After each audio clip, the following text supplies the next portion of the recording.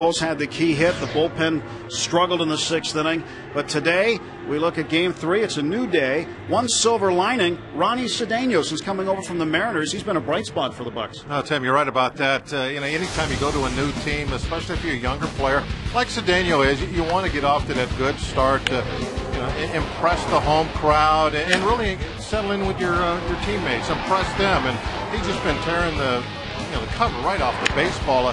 Seattle Mariner fans probably wouldn't recognize him on offense anyway, the way he has been hitting.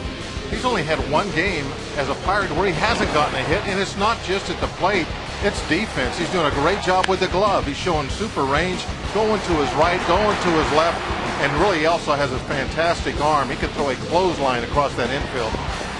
Ronnie Cedeno has been a solid addition to the Pirates lineup. He's never hit more than 6 home runs in a season. He did that with the Cubs in 2006. He's got 7 combined now between the Pirates and the Mariners. One guy the Pirates are looking to today to get it done is Zach Duke. Zach with 9 wins, sitting on 10, looking to become the first Buck starter to get 10 wins since 2007. Well, he had a bad start his last time out, one of the few he's had all year. He gave up 5 earned runs and didn't look comfortable at all, but it didn't matter. We were getting no hit at the time. Didn't make any difference what he did. We got a losing streak going, and he's been our best pitcher all year. Your best pitcher helps you stop losing streaks. We're depending on him to do that this afternoon. Duke will face right-hander Joel Pinheiro. Pinheiro, in the past in his career, has struggled with his command, but not this year. He's turned it around. 15 walks against 61 strikeouts. And those 15 walks coming in almost 150 innings. It's just incredible what he's been able to do with his control. Joel Pinheiro and Zach Duke. That's the pitching matchup at PNC Park this afternoon on another Kids Day Sunday afternoon. It's the Bucks and the Pirates coming up.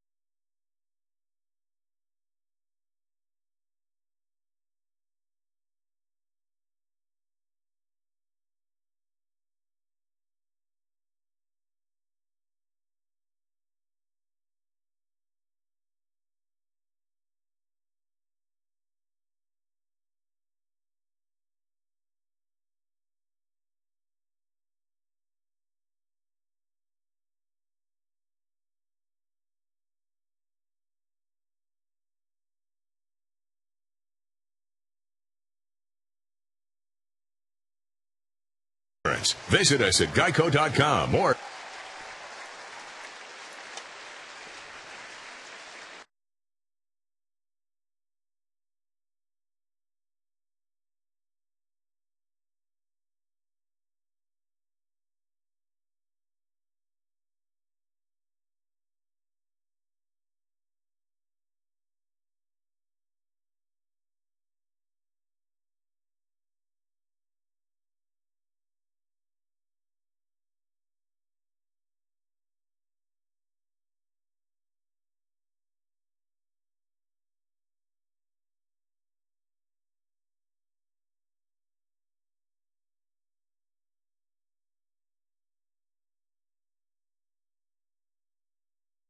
Southwest Airlines. Southwest Airlines is ready when you are. Go to southwest.com. Grab your bag. It's on.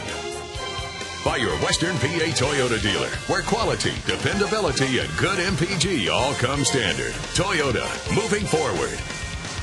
And by Geico. 15 minutes could save you 15% or more on car insurance. Visit us at geico.com or call 1-800-947-AUTO. Getting the boat ready. There on the Allegheny, Pirates and the Cardinals coming up Game 3 of a 3-game series. Bob Walk, Tim Everett on a very warm afternoon. Cardinals lineup brought to you by Southwest Airlines. Julio Lugo leads off. Mark DeRosa in the second spot. Albert Pujols, who became the first big leaguer to get to 100 RBIs last night. He's now done it 9 straight seasons. Matt Holliday, Ryan Ludwig, Yadier Molina, Colby Rasmus, Brendan Ryan, and Joel Pinheiro. batting ninth and doing the pitching for Tony La Russa's Cardinals. And behind Zach Duke in the field for the Pirates, Millage, McCutchen, and Jones. The outfield left to right. Ramon Vasquez at third today. Cedeno and Young remain in the middle. Steve Pearce back at first, and Jason Jaramillo gets a start behind the plate, catching Zach Duke. Just about set to get underway. Jaramillo showing his bunt technique, apparently. And now Julio. Just a little reminder to everybody that he will bunt. So Lugo will bunt. Well, this is Brendan Ryan. There must have been a lineup change. Oh, it is. Oh. And apparently Tony La Russa has thrown a lineup change at us like right now. So Brendan Ryan fouls this one back. Well, we do know who that is. Yes, we do. That's Zach Duke. And what a good, solid year he's having. All-star selection this year, first of his career.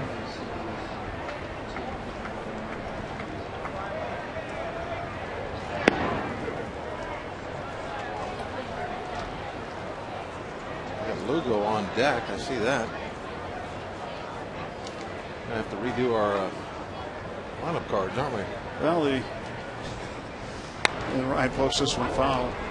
Jim Fredinich, the public relations man here, just announced over the PA they are calling the Cardinals to find out which lineup they're planning on using, because they didn't notify anybody up here that they were changing the lineup. The scoreboard, their lineup was just like ours. So Brendan Ryan surprises us leading off. And he has a 1-ball, 2-strike count. Julio Lugo is on deck. There's your umpires. And Ryan strikes out. Brendan Ryan goes down on strikes. Duke gets him. Ryan chased downstairs. Looked like a changeup that was moving down and away. So Brendan Ryan was in the lineup originally in the 8th spot, but he leads off here. Now Lugo's second, with Albert Pujols coming out.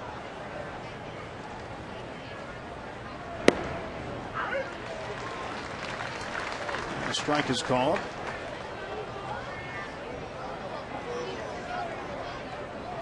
Did you ever see what a 3-year-old does to a coloring book? That's what my scorecard's gonna look like here in a minute. I see that quite often. It's gonna be a mess. 1 ball and 1 strike. A 3-year-old granddaughter that comes over every now and then. And she's always got artwork going. Well, Lugo didn't like that call. It was on the outside corner. Well, if Duke gets that call consistently today and he's able to hit that spot, he'll be very successful. Swing and a miss. I think that was Ryan going down on strikes, perhaps. 1-2 the count to Julio Lugo, and Duke's pitch. Now the change up. That was a good one. Lugo, the second baseman today. Ryan, the shortstop, we think. Looks like we got a really good movement on that changeup today. It's almost going down and away from these guys. And it's headed in that direction, almost like a screwball. Slow roller to Delwyn Young. And there are now 2 away. Sometimes you get that real good feel of the ball, and it's coming out a little sideways out of your hand, and you get that screwball action on it. And I think along with the very good arm action and the speed, he's also get that movement. That could be a big pitch for him if he can do that consistently this afternoon. And if they don't make any adjustments and try and lay off. What sets that up is Duke's ability to throw fastballs inside to these right-hand hitters. 2 outs, and Albert Pujols will take the first pitch, low ball 1. They were trying to backdoor something there. And saw Jaramillo slide outside, sit on the corner, and it was a breaking pitch. That one just missed off the corner. And he didn't get the call that time. It looked like the same location that Lugo had. Different hitter. Comes the 2-0 to Pujols. This one to right field. Going back on it. Jones will watch it off the wall. And into second base with his 29th double is Albert Pujols. Well, Jones did a nice job setting up to try and play the rebound, but still there's so many crazy hops off the Clemente wall, all the different surfaces. He still had to run that ball down after it hit the fence. Well, Pujols, doesn't matter where he hits it, right, left, he can drive the ball deep every direction. But Jones, he stops at the edge of the track, sets up, but it hit the edge of something that time, along with that chain link, and bounced sideways on him. Matt Holliday with 2 down and a runner in scoring position. One's outside, ball 1.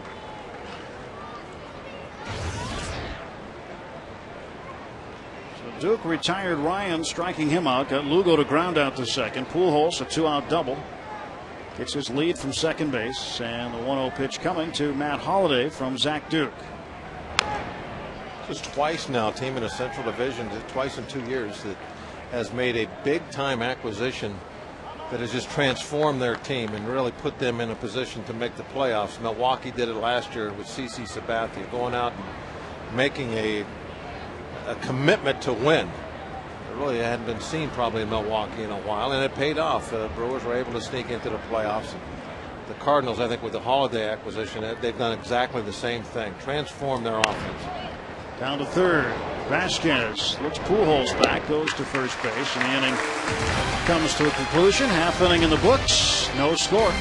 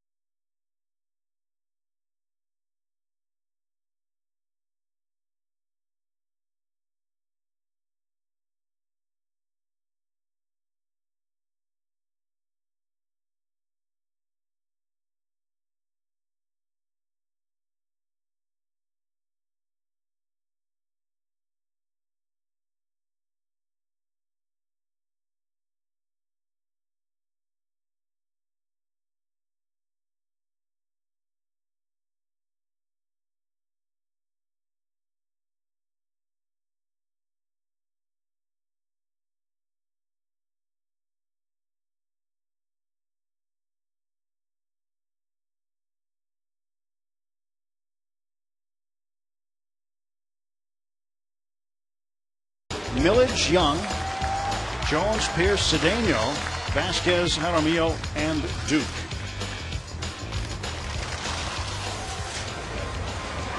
Joao Pinheiro, the 30-year-old right-hander from Puerto Rico, getting ready to throw the first pitch of the ball game to McCutchen.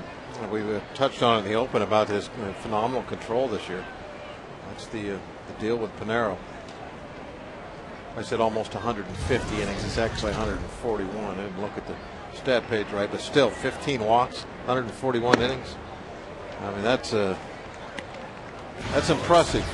You can do that as a starting pitcher. I mean, that's just basically going at every single hitter. Never pitching around anybody.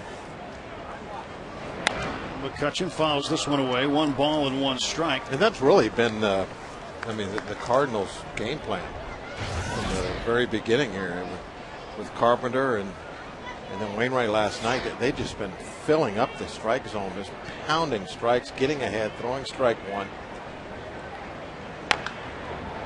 You wonder what the defense is for that. What can a hitter do? Well, I'm not sure I know the answer, but might just have to get a little bit more aggressive. And if they're going to fire one right down the middle for the first pitch, we might have to just say heck with trying to go deep in counts, heck with trying to work the count, get into a hitter's position. You might have to just start firing that bat out there on those first pitches. 2-2 to McCutcheon. Well, Pinheiro has gone 0-2 with 2 no decisions in his last 4 starts against the Pirates. His last win came here on the 24th of April last season. To center field. Colby Rasmus is underneath it. And there is one down. Let's check out Bob's Tips to Win presented by Rivers Casino, opening on the North Shore today. Well, we'll skip over the Pinheiro. Nothing wild. We've covered that, obviously, but grand opening today for Rivers Casino. We'd like to congratulate them. Good luck tonight. Hope everything goes fantastic. And we need to get a little of that luck and maybe break our losing streak. But Rivers Casino, one of FSN's supporters and new neighbor right down the river. Yeah, welcome to the neighborhood.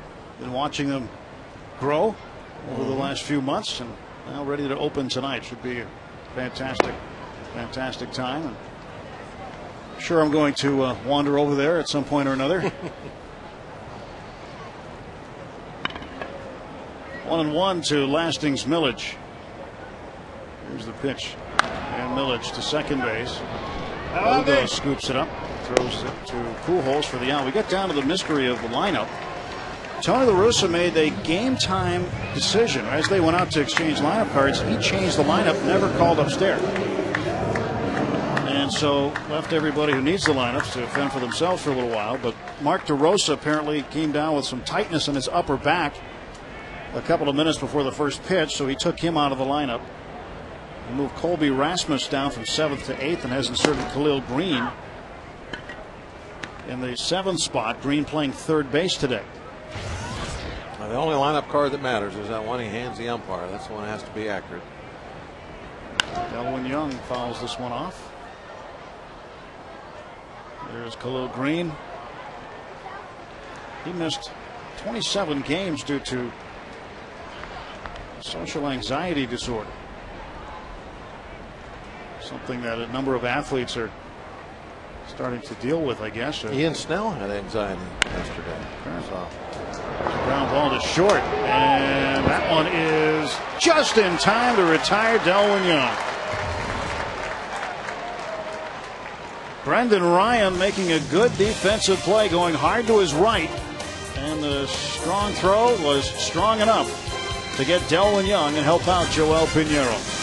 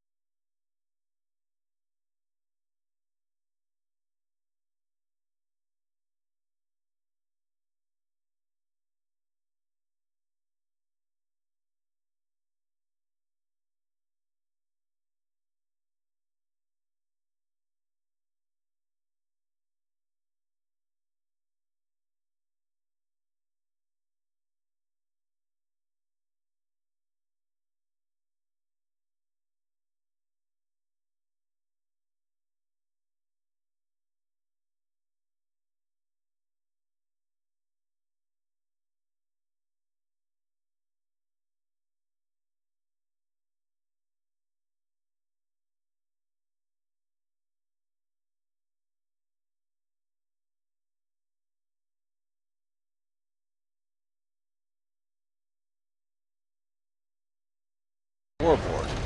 I think he wanted to make sure that that everything was copacetic with the lineup that he gave the umpires, because of course it was different from what he saw up on the scoreboard, which is the lineup that we had up here in the press box. Ryan Ludwig, 1 ball and 1 strike. I'm guessing that that's what that was all about, of course. Yeah, well, you probably guessed right. It's what I always do. It's just basically what I do, I guess. Because there were only 2 people that had the right lineup, and one was in the Cardinals dugout, one was in the Pirates dugout. Everybody else had it wrong. So that's over with, and Ludwig, a 1 ball, 2 strike count. No score, top of the 2nd inning on a sunny, hazy, and very warm Sunday afternoon at PNC Park. Ludwig, line shot right at Cedeno, 1 down.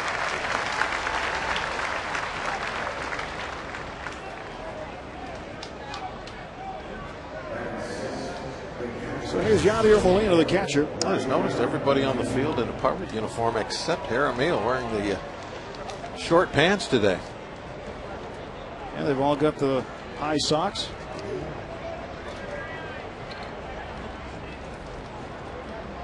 Every single guy except I think Jaramillo behind the plate still was wearing the traditional, for nowadays anyway, long pants. Well, when you have to wear the shin guards, it's better to wear them over the long pants. Down to Cedeno.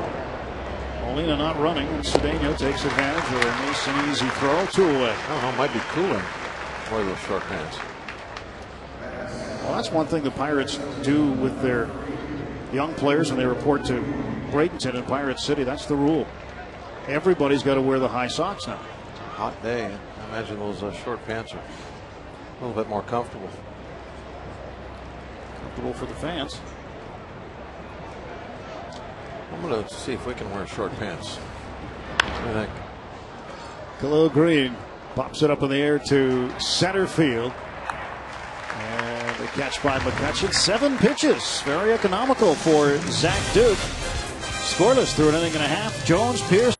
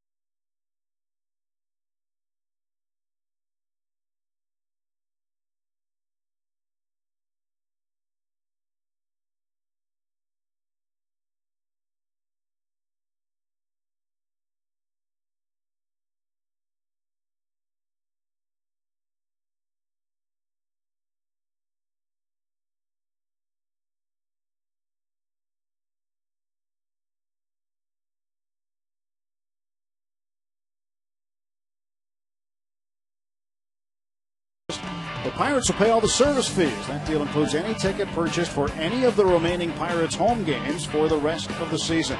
Don't miss out on all the great promotions, post-game concerts, fireworks, and more. Again, the fees are not being waived. The Pirates are paying those fees for you now through the 14th of August, so get your tickets. Garrett Jones starts the bottom of the 2nd inning. Pinheiro fires one outside, 1 ball and 1 strike. And one of those weekends you're going to want to be here for sure, the 1979 celebration weekend. Lots of great things happening during the course of that weekend, and this one is smoked to the right center field alley. Cut off by Erasmus. And into second base is Garrett Jones with his 9th double. So the leadoff man in scoring position in the second inning for the Pirates. Yeah, the way Jones hits with nobody on base, put him in the leadoff spot. He just rips this ball on the southwest field can right to the gap. Was able to cut it off. I mean, you never know. Maybe was able to keep Jones just at second base. Jones runs well, had a great jump coming out of the box, going hard. He might have been able to get to third if that ball got to the fence. Get him over. Steve Pearce with nobody out. He'll take a strike. Here's the first baseman hitting .228. Get him over, get him in. A little basic baseball. Pearce wants to hit this ball somewhere to the right side. And it's pulled down the left field line. That's not where he wants to hit it. Oh. We're talking about 79. Some of the alumni, Bob, that'll be here on the 79 weekend. Bert Blyleven. The whole team, huh? Pretty close. John Candelaria, Mike Easler, Phil Garner, Bruce Keeson, Lee Lacy, the Mad Dog, Bill Madlock, Dave Parker, Don Robinson, Jim Rooker. Just to name a few. A lot of them will be here during that weekend from August 21st through August 23rd. Lots of great promotions. It's the 1979 celebration weekend.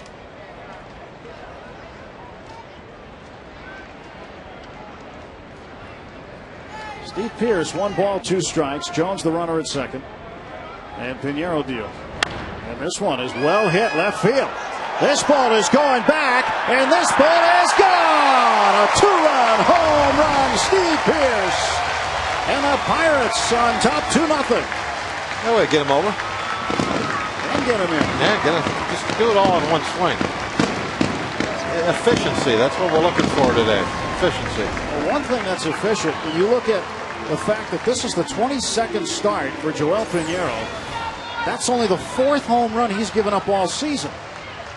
Which is pretty amazing when you mix that into the way he's been throwing strikes. Usually strike throwers, they don't walk anybody. Their home run numbers kind of elevated from everybody else. And Ronnie Cedeno, first ball swinging, bangs that one through the middle. So 3 straight hits to start the second. A double, a home run, and now a single for Cedeno as he keeps it going with nobody out. Some aggressiveness there. Can't fall behind in the count. Base hit on that first pitch. Ronnie Cedeno, we talked about him in the open as being the silver lining. He keeps it going. He has been very, very impressive since coming over from the Mariners. Hit in all but 1 game. He was rewarded being moved up in the lineup this afternoon. He's now hit safely in 6 straight for the Pirates. Now Ramon Vasquez. Vasquez is the elder statesman on this team at 32 years of age. He is the youngest, oldest player on any team in Major League Baseball at age 32.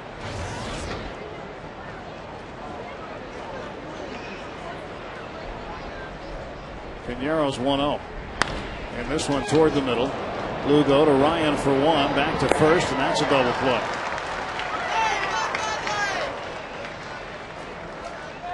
Two men are out for Jason Jaramillo. Now he's got the right hands on. Just noticed it. Did he do going and change? Double play right there. Good turn in the middle. Lugo, the hard flip, and way outside was Ryan.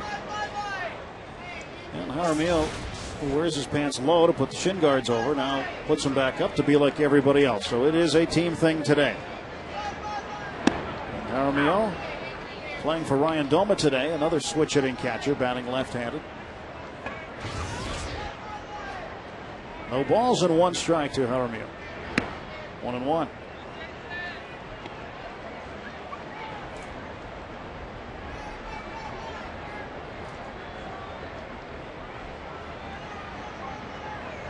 This one roped to right field. That one's going to be off the wall.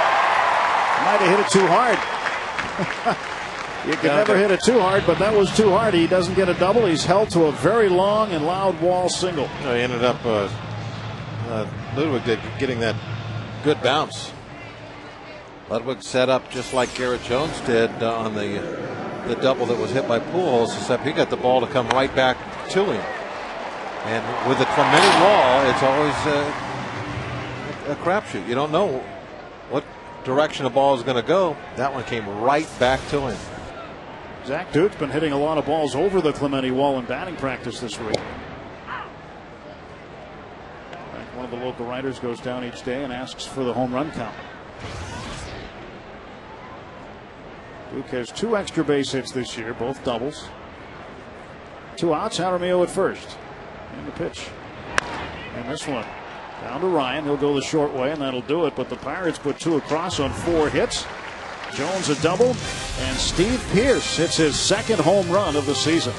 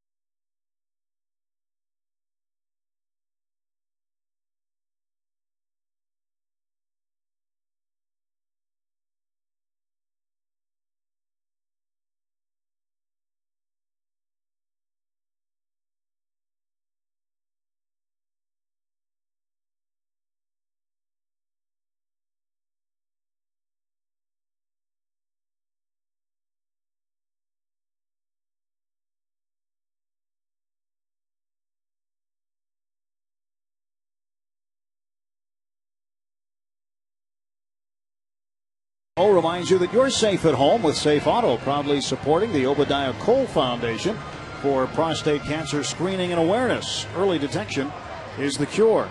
2-0 Pirates on 4 hits, all 4 coming in the 2nd inning. Pierce's home run estimated at 390 feet to left field. Here is Colby Rasmus. He'll be followed by Joel Pinheiro and Brendan Ryan, the leadoff man. I think they've set up for us pretty well here in the first couple innings. We got our lead. Duke's throwing well, and efficiency there. He's got his pitch count down, and right from the very beginning. So he's set up to go deep into this ball game, which is definitely something we've been looking for. When's the last time we've had a pitcher go 7-8 innings? It's been a while. A little while. Well, not that long. Maholm went. How long did Paul go the other night? He went 7. But you're talking into the 8th, huh? Well, you probably have to go a ways to find somebody besides Paul that went 7. There you go. Oh no, that's Matt. Zach Duke went 7 against San Francisco on the last road trip out in Frisco. So 7-inning starts have been few and far between. But like maybe Zach has one today, maybe even longer.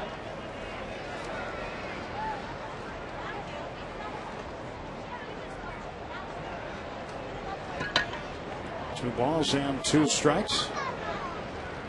Rasmus fouls it away. Take a look at our Barrel Automotive League leaders stat coming into the game. Lincecum, Heron, and Wainwright, the only pitchers ahead of Zach Duke in terms of innings pitched. 151 1/3, and through the first 2, it's 153 1/3. Zach's got 3 complete games on the season. 2 of those might have ended up being losses and scoring runs for him. Last time pitcher went beyond the 7th was the 17th of July. There's a hot shot toward the middle. Cedeno gloves it and throws out Rasmus. The Giants were here at PNC Park. Paul Maholm went 8 innings. And ended up getting no decision. That was that 14-inning game. The Pirates would win 2-1 on Garrett Jones' walk-off home run. So that was the last time a Pirate pitcher went beyond 7. I like the way this one started.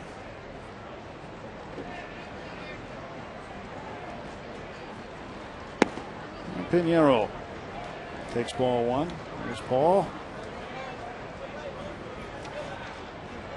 Paul pitched in the opener of this series. Figured with a no decision after throwing 7 innings, giving up 9 hits, walking 2, striking out 3.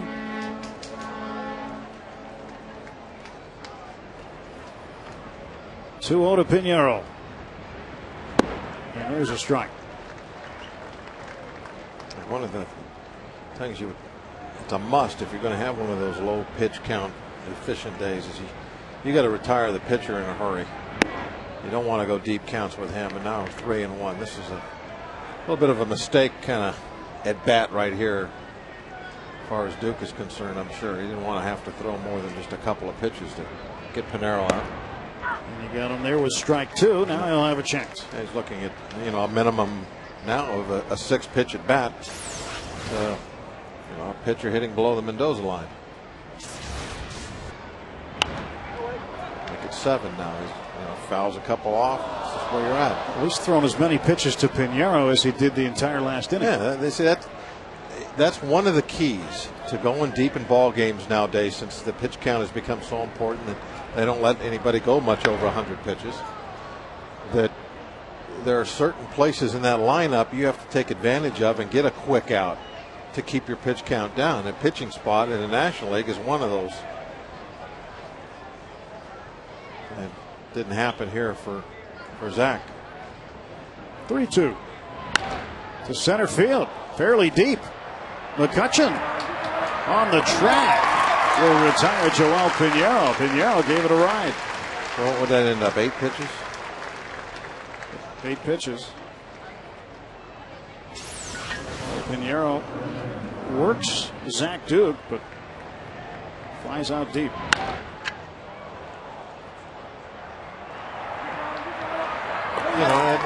That could make a difference in a ball game if you're on the verge. Do we take him out? Do we let him go back out there? Do we pinch hit? And let's say you're sitting at 95 pitches or 103. 103 they might pinch hit for you. 95 they might say, let's let him go another inning. That could make a difference. Brendan Ryan 0-1. Ryan struck out to start the ball game. Shortstop out of Los Angeles. 1 ball and 1 strike. Some members of this Cardinal organization just love this guy's defense. Rave about it. Well, considering the fact he's out there, and they've got Julio Lugo, who's made a living at shortstop in the major leagues for a long time, moved him over to second base. Khalil Green, who the Cardinals acquired from San Diego to play shortstop, and he's now at third. And this one down to Cedeno. Takes the 1 hop, throws him out. And for the 2nd straight inning, the Cardinals go down in order.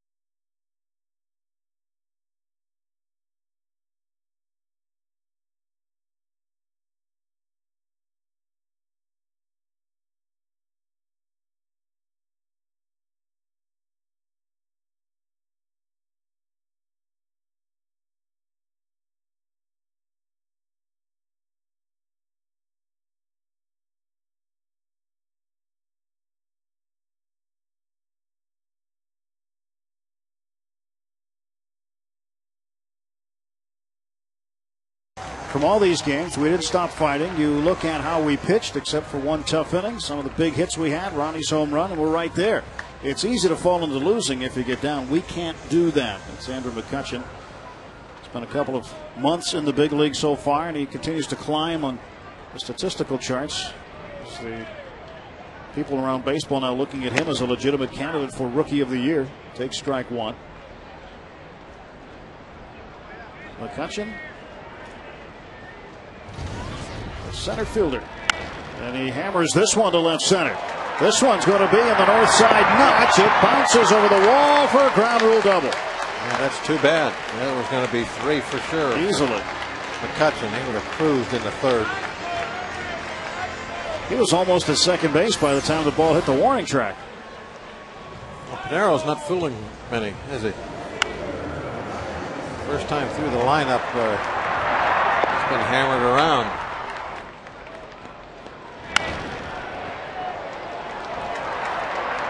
Now. He's in about fourth gear. Well, he knows he has a triple, and the ball bounces over, and man. Millage swings and misses. You're right. I mean, he would have been at third base easily. No problem whatsoever. It wouldn't even have had to slide, I don't think.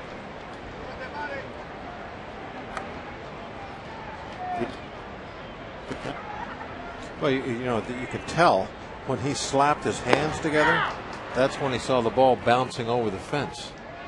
So now let's say it didn't. Let's say when he's slapping his hands together 2 steps from second base, it's rattling around in the corner. They don't have a chance of picking that ball up. I mean, right there, that's when it's bounced over the fence. Look where second is. It's right there. So if he's at full chat, he's like 2 steps from the bag. He's gone. Millage checked his swing. Maybe Fletcher at first says that he did, so 1 ball and 2 strikes. McCutchen in scoring position at second base. Nobody out. Bottom of the third inning.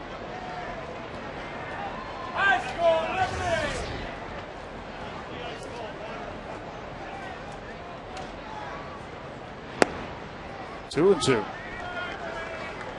Well, we'd like to welcome back third base coach Tony Beasley. Back out there in the coach's box today. Rich Donnelly had been filling in for Tony. It's been a real tough month for Bees. His father passed away, and shortly thereafter, while he was back tending to that, his aunt passed away, and he was back working here today. In fact, Beasley had seen his dad in Richmond, Virginia, flew to San Francisco on the last road trip, and when he landed, John Russell had to call him and tell him that while he was in the air, his father had passed away. And Tony came to the ballpark, talked to him there for a while, and he said that it was kind of refuge for him to be there. And that one's going to be a base hit for Millage. And now runners at the corners with nobody out.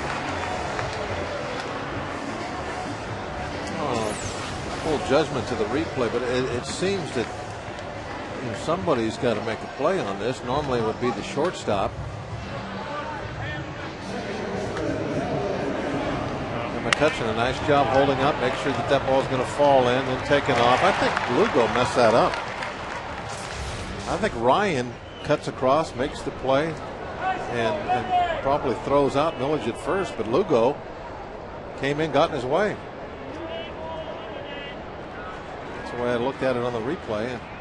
And I think that if you watch the body language of Ryan afterwards, I think he thought that he had that play made too. Watch Ryan. And the play's in front of him. It's going to lead him right to first base. Now all of a sudden he's got to pull up, and Lugo knocks the ball down like he's got it easy. And Ryan's ball. And Ryan, after this, as he was walking back, you could kind of see that he wasn't real happy about what happened there. But that could be partly his fault. Delwyn Young to the right side, and it's through. And another run comes in as McCutchen scores. It is 3-0 Pirates, and Delwyn Young, his second RBI single in as many games. Had one last night, and he's got one here today. Quickly tie that play up. On a ground ball, you got to call that just like a pop fly. If he wants Lugo out of the way, he's got to yell for it. This is the base hit. Milledge holds up, make sure he doesn't get hit by the ball. Well, the Pirates bunching some hits. They had 4 hits in the second inning, resulting in 2 runs. They've got 3 hits here in the third. And still nobody out. Milledge at second, Young at first, not being held on. Pujols playing behind him. And Garrett Jones, who smoked a double deep to right center field last time up. He's out there with 2 men aboard. Tony's got to be thinking about the bullpen here pretty soon. There's nobody out here in the third inning. Canaro's pitched 2+. He's already given up 7 hits, 3 runs, 2 guys on. Bullpen's quiet. Pirates don't mind that. 1-0 pitch. 2-0 to Garrett Jones.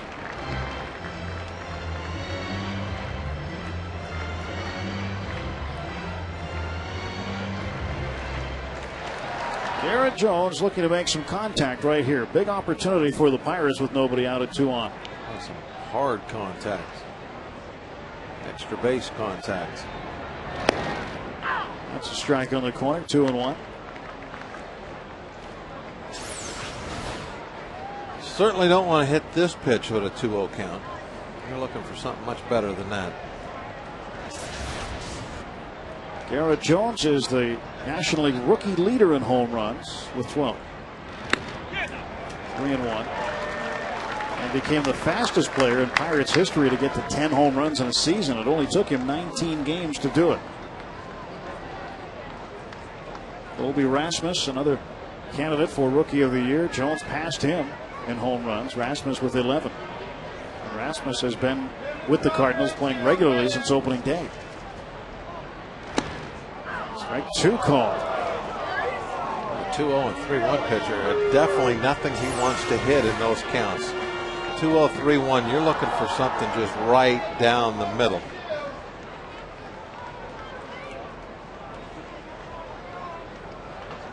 Harris doesn't like the call, but here comes the payoff pitch. And Jones fouls it away. in this situation, I think Garrett's got to not be wanting to walk anyway. He's got ducks on the pond. He'll grow into this, being the cleanup hitter, hitting in the middle of the lineup type thing. You're an RBI guy. You're not up there looking to walk. Not in this situation. You're looking to drive a ball somewhere and knock in some runs. 3-2 to Garrett Jones. Joel Pinheiro the stretch. And Jones fights it off. And now he can't keyhole anymore.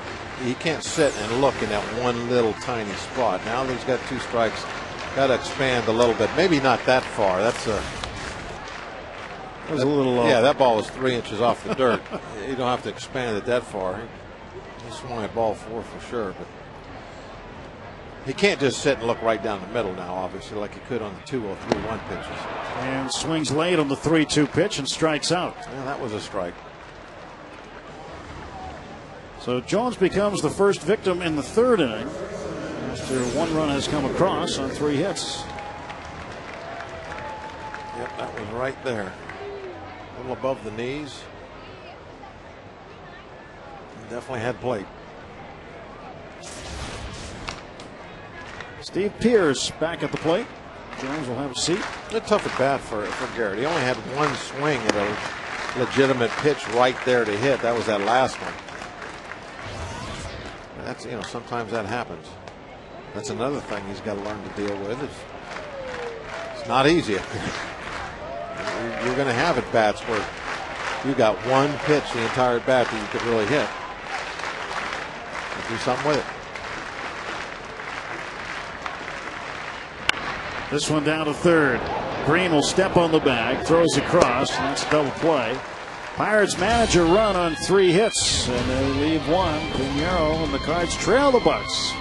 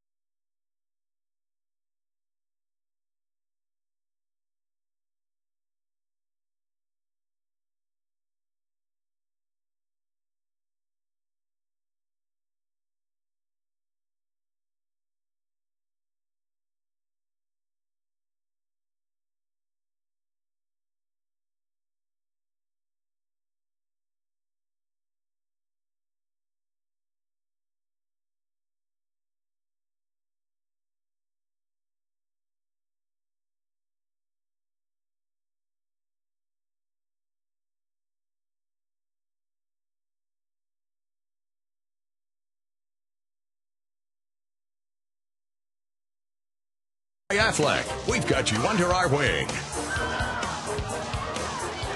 Let's take a look at today's Affleck trivia question. Who is the only Major League player ever to lead his league in home runs for 7 straight seasons?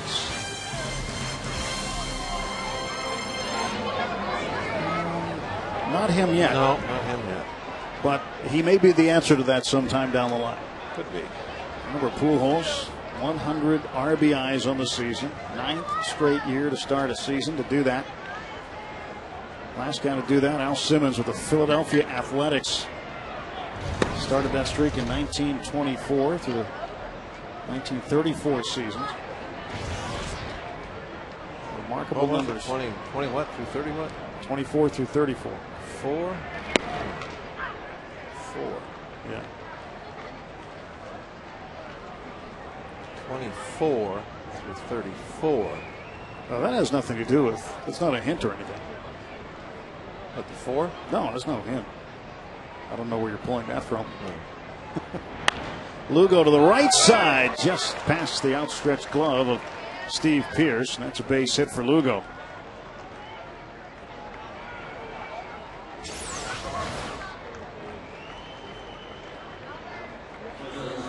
Pearce got up, but the ball was higher than he was. And now Albert Pujols, he doubled last time up, and if you can hold Albert Pujols to a single and strand him on base, that is a good thing. That's not a bad thing. He is such a vicious hitter that if you can limit the damage with him, you're doing okay. Duke's pitch. And Pujols takes outside for a ball. Wind is kicking up and blowing in now a little bit. It's like it's blowing in as the dust from the warning track in the field is coming straight toward Pujols. Flags look like they're blowing out though. Inside 2-0.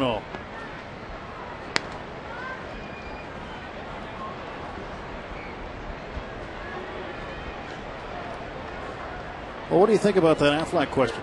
I give everybody a hint. I know the answer. Yeah. Okay. Find out next half inning. Pujols. Very confident. 3-0. Guess today. Well, it's always good to be confident. Confidence doesn't always mean you're correct, but it's good to be confident. No. 3-0. We'll wait, and the throw over Pearce, and Lugo will run for a while as this ball rolled in perhaps the worst place it could have rolled, straight up into right field, and all the way to third is Julio Lugo. You know, Mahomes had a lot of success with this pickoff move of late. And Zach trying to do the same thing. And that's the hard part of this. You're trying to be so quick with it, and it's tough to get your accuracy down when you're trying to be so fast and you're not turning your shoulders or anything. You're just stepping off and throwing. And that time it didn't work out. With nobody out, it makes it pretty difficult. And and there's another thing that about that is, do you think Lugo was going to steal right there with Pujols hitting? Probably not. That's why Pujols hits in so many double plays. Nobody runs. You really don't have to do a whole lot with the base runner at first base when you have Pujols hitting. So this will bring up Matt Holliday, who represents the tying run. Pirates a 3-0 lead, top of the 4th inning. Holliday had a home run on Friday night, game 1 of this series. So Lugo is at third and Pujols at first, and the throw goes to first base. And Lugo got a long way down the third base line. Vasquez playing off the line. Well, I'd be very, very surprised with Holliday now at the plate, who's another Pujols. So Pujols working on his knee. If they try anything tricky here, any double steals or Lugo coming down the line, to me he's just coming down the line for really not any other reason other than if it was a bad throw at first base. They're not going to try and do anything. They're trying to get a 3-run homer here. But Pujols is hitting, they're trying to get a 2-run homer. That's the type of game they play. They don't run. They don't steal bases. Now, they do steal. I'm not going to say never. Let's look at their numbers here real quick here. They've stolen 48 on the year. The most by anybody is Pujols with 10. He's the only guy with double figures on the entire team. So that'll give you. They play 3-run home run type baseball. Well, this will get the run in as Holiday skies it to center. Lugo will tag. McCutchen will let it fly and cut off by Cedeno. It's 3-1. And the error causing the run to score prematurely as Lugo was at first. And had there not been an error, if you go back and reconstruct and assume that the walk happened to Pujols, you'd have first and second. And you'd still have first and second. But again, with one out, you got one run in. So the error causing a run. So at this moment, it's unearned. You get a base hit here, then that'll make that run earned.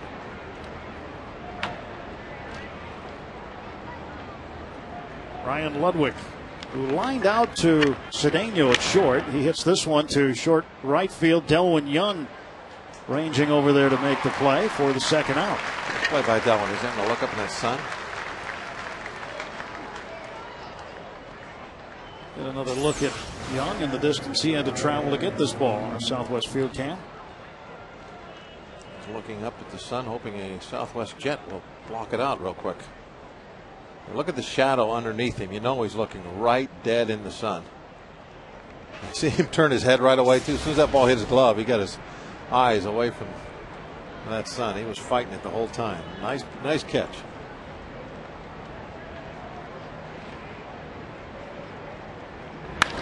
Molina, the center. And Pujols trying to go to third.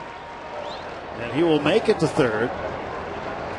And he must be fine after rubbing up his knee, coming back on a pickoff attempt by Zach Duke. Looked like he was a bit sore. But he went first to third all right on the single by Yadier Molina. And on a personal note, now Zach, who had given up an unearned run, now gives up a earned run. And you reconstruct the inning, and that, if there wouldn't have been the throwing error, that base hit would have knocked the run home. That's the job, of course, of the official score to make all those decisions. Yadier Molina 1 for 2. Now Khalil Green came up with a big pinch hit on Friday night. He knocked in the tying run. He had a 7th inning double, and he tried to stretch it for 3 when he was hitting for Rick Ankiel. He ended up scoring Lugo the tying run. And Green, 1 ball and 1 strike. Longtime San Diego Padre, Khalil Green. Horrible year for Green. And he has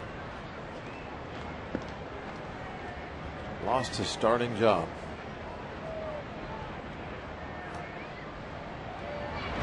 Green swing and a miss. Good pitch by Duke.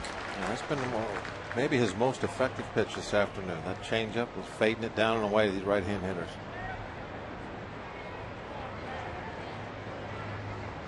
Zach Duke out of Clifton, Texas, 26 years of age, pitching to Khalil Green. Runners lead from the corners. The 1-2 outside 2-2. And the throw to first, and they get Molina. Steve Pearce with a good tag. And Molina caught napping. And that ends the inning.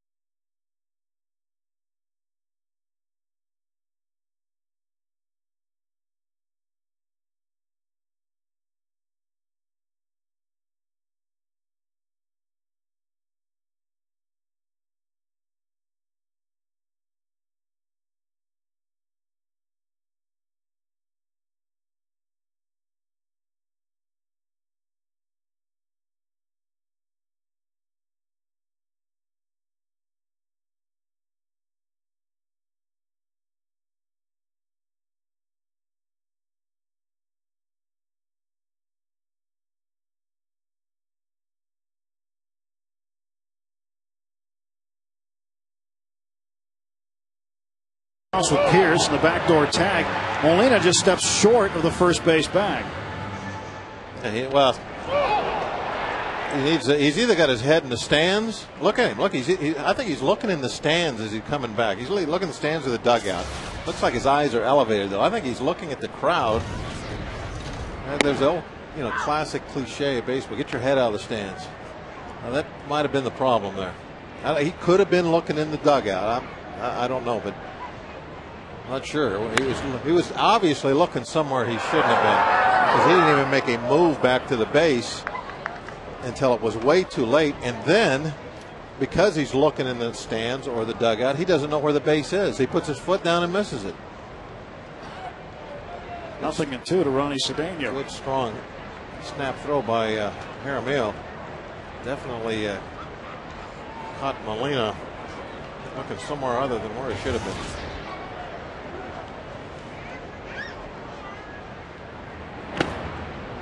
1-2.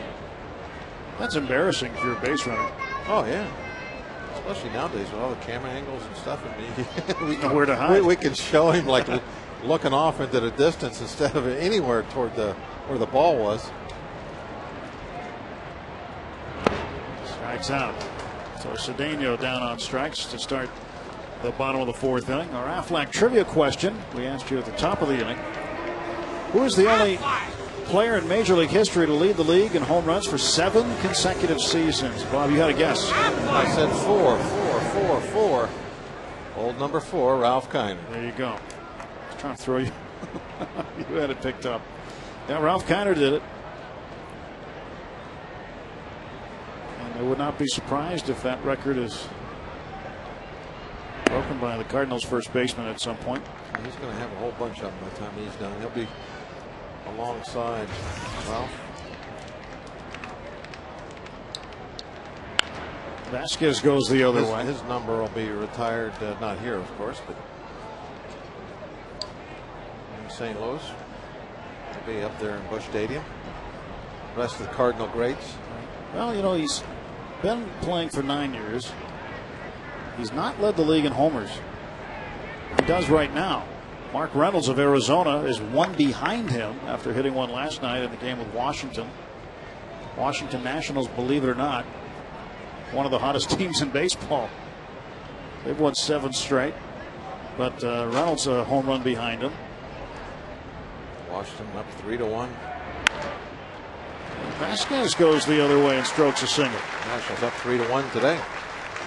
Game in the 4th inning against the D-backs. Well, Vasquez, just a nice slow swing through the strike zone, went where the ball was pitched.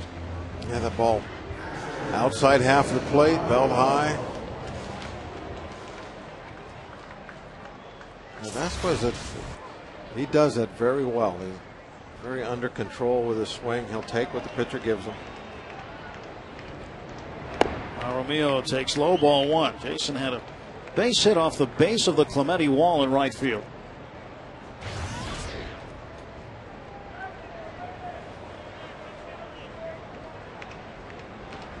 One and 0. 2-0 now to Jaramillo.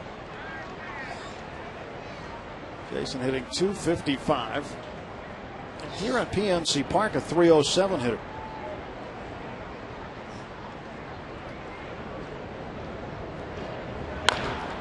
And this one to Lugo. Jaramillo moves Vasquez over from first to second.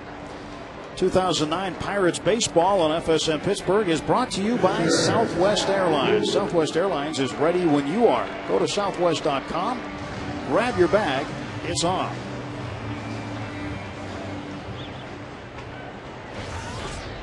See if Zach can pick up his 4th RBI of the year. Be a nice one to collect with 2 outs.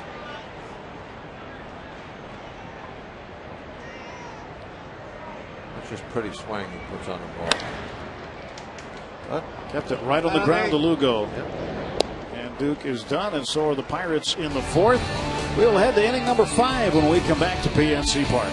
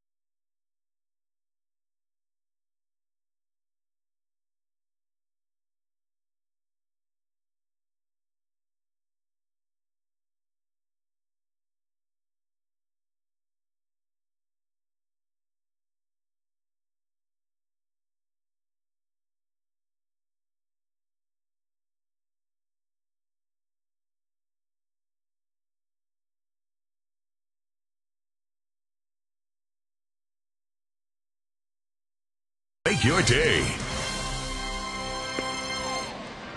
This day in Pirates history, August 9th, 1976, the Candyman, John Candelaria, throws a no-hitter against the Los Angeles Dodgers at Three Rivers Stadium. The first no-hitter in Pittsburgh since Nick Maddox in 1907. These are this day in Pirates history. Thank you to Day Automotive. What a day it would be to be out on the river right now, catching some rays. 3-1 Pirates, top of the fifth. The river's been a busy place the last 2 days. Of course, last night it was packed with people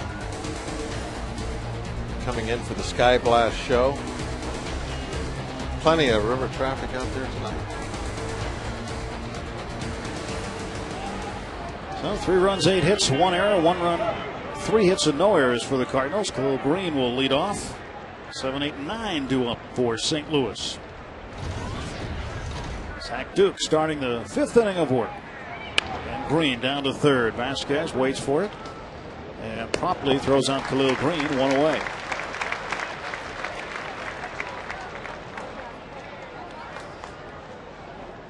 That was a prescription hop right there. Stayed right down. Vasquez didn't have to move. Colby Rasmus grounded out to short. Cedeno took care of him to lead off the 3rd inning. 0 for 1. Zach's pitch count, we talked about that earlier, it's still in great shape. That's just pitch number 58, bottom of the lineup. He had a quick 1 pitch, 1 out. This is where you really want to drop the hammer on him. Get back in the dugout real quick, especially on a hot Sunday afternoon. Get you guys off the field when you get an opportunity to do it. This is the first real steamy afternoon we've had. It's 84, or at least it was at game time. But the humidity adds a lot to it. Some players who've had hot starts right there. McCutcheon on the left and on the right, Rasmus. 80 hits for Rasmus, 70 for McCutcheon, despite playing about 44 fewer games. So he has been able to close the gap on Rasmus, who has held the rookie lead in a lot of categories. Gerardo Parra of Arizona, Casey McGee of Milwaukee also going to get an opportunity. Here's Delwyn Young throwing off the back foot, scooped by Pierce for the out.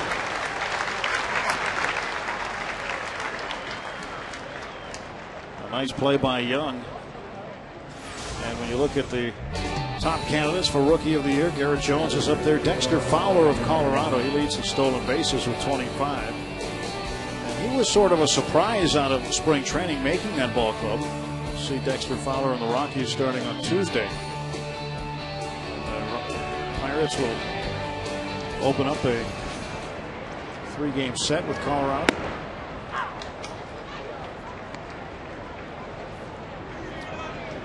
Nothing in 1 to Joel Pinheiro. Gerardo Parra is not playing today for Arizona. Fouled the ball off his calf, so he's going to stay out of the lineup today. Washington leading Arizona 3-1 in the 4th inning. 0-2 pitch. And see you later. Thanks for coming.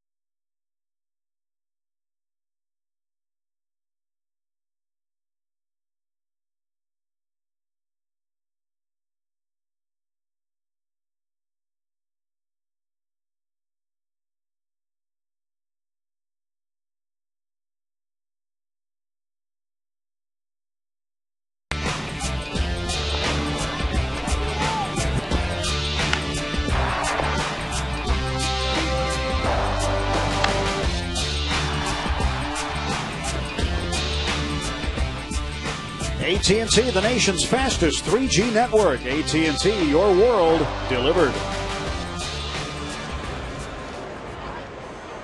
Steve Pearce, second home run of the season. Big part of the difference so far. Hit it in the second inning. Scoring Garrett Jones. 3-1 Pirates, bottom of the fifth with Bob Walk. Tim Neverett on a hot day at PNC Park. McCutchen fouls off the bunt. McCutchen hammered a double to the north side notch that would have been a triple had it not bounced over the wall. You'd think that's triples alley, but it actually is a place where triples go to die if they're up in the air anyway. Yeah, that wall's so short, everything bounces over it. 0-2 quickly to Andrew McCutchen. And he takes outside.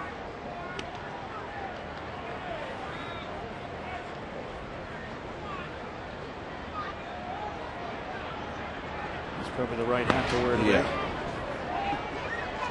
Definitely you want something shaped like an umbrella with airflow. Yeah, it's got vents in it. There we go. That looks like my Florida hat. I got one like that for Florida. It never leaves me. McCutchen toward the middle. And Ryan throws him out. One down for the Pirates in the bottom of the fifth. Brendan Ryan, he's got some pretty good range. He had McCutchen played a little bit toward the middle anyway, but gave him an extra step, and he was able to get to that ball. McCutchen, as soon as he steps in the box, it puts a little extra pressure on all the infielders. They have to shorten up, reduces their range because they can't play as deep, and they know that there can't be any kind of a hesitation when they make the exchange from glove to throwing hand.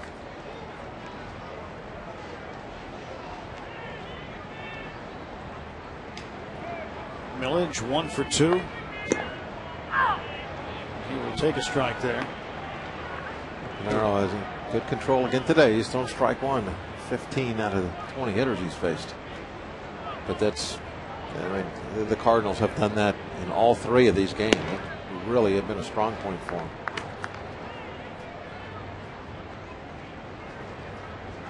Well, today is the final day of a 10-game homestand. Pirates off tomorrow. They'll travel to Colorado. 3 with the Rockies, then 3 day games with the Cubs Friday, Saturday, Sunday. And Millage swings and misses, and he goes down on strike. Well, bringing a group to PNC Park is a great way to experience Pirates baseball. Whether your group is 20 or 2,000, the Pirates have a package that's perfect for you. Ask about our Hats Off package, where your group can get a field box ticket and a Pirates cap for only $20. Visit pirates.com/groups or call 1-800-BUY-BUCKS. Gonna have a hat today at the yard. Got one young, a swing and a miss.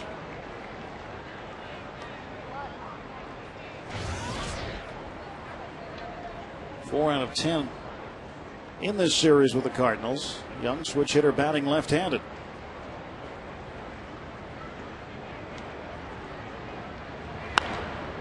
Nothing in 2. Oh, fine play. Club level, right on the railing. Reached over and made the grab. There was Jolly Roger. Good day to be Jolly Roger. I would say if that was a costume, it would be hot inside. If it was, but we didn't know that that's really how the guy looks. Yeah, that's him. Always happy. The beard probably kind of itchy though. Yeah. He's Jolly Roger. This one will make its way into the seats. Haven't seen the parrot much today. I think it's hot. You know, the parrot is in his cage. He's got a wet towel draped over his cage. Oh wait, no, I see the parrot now. He's getting ready for the pro. He's down at the pierogi tent. He's got the checkered flag already. Right. He's down in the pierogi paddock. Yep. Here's the 0-2 to Young. He struck him out. A good inning for Joel Pinheiro. Strikes out 2, so he's 3 in a row. He has struck out 4 over the last 3 innings. But the Pirates with a 2-run lead going to the 6th.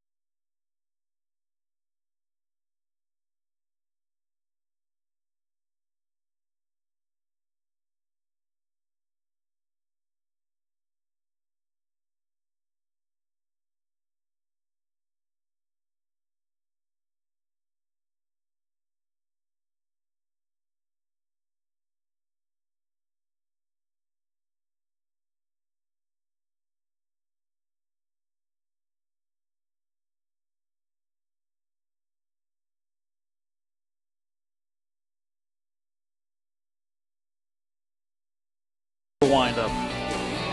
It's Sunday afternoon. Oh, she disappeared. Here's how you use the rosin bag. Yep, that's the right way. Parrot hiding right now in the shade.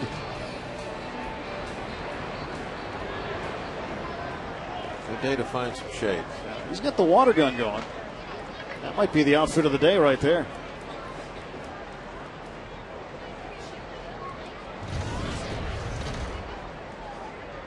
Brendan Ryan will lead off. Top of the order. Top of the 6th inning. And Zach Duke deals outside in low ball 1. Ryan is 0 for 2. Struck out in the 1st. Grounded out to Cedeno at short in the 3rd inning. And he'll take a strike this time.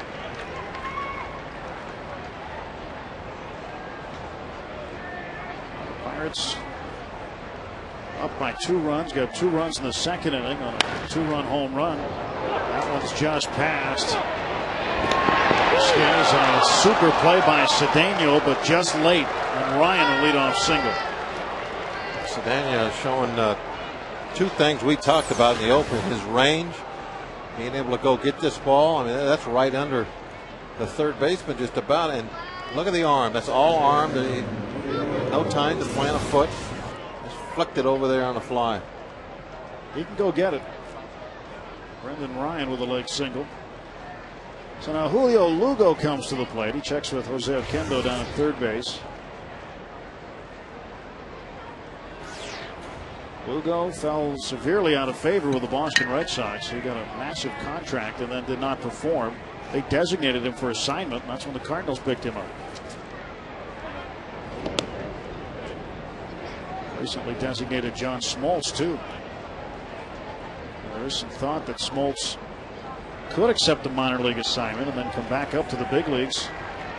Well, why not just retire? He could do that too. But why wouldn't he? Give me a reason why he wouldn't. I don't understand sometimes when great players want to draw out the inevitable. The thought is one scenario, and again, we're not in John Smoltz's head, but one scenario is he could accept the AAA assignment, come back when the rosters expand September 1st, and then come out of the bullpen. Or, like you said, he could just retire. Yeah. Maybe he probably should have anyway. We see it all the time. Older players have had fabulous careers, possible Hall of Fame careers in a lot of cases. They can't see the writing on the wall that it's time. Well, it was like Rickey Henderson. I mean, he just went into the Hall of Fame this year. There was no doubt he was going to be a Hall of Famer, but he didn't know when to end it. He was playing in independent leagues, trying to make his way back to the big leagues, and playing in Padres signed him. They sent him to AAA. Look at what happened to Glavine this year with the situation in Atlanta that came to an end in kind of an embarrassing way there. I mean, that shouldn't happen to a player of his stature. With the Braves, a team that will forever be one of their all-time heroes. Young to Cedeno, double play. Not a great feed, but Cedeno able to deal with it. The feed kind of off to his left knee. Perry Hill glad that it was close enough to the bag here for Delwyn Young. Watch where Cedeno has to go to get that ball down a little bit around the knees.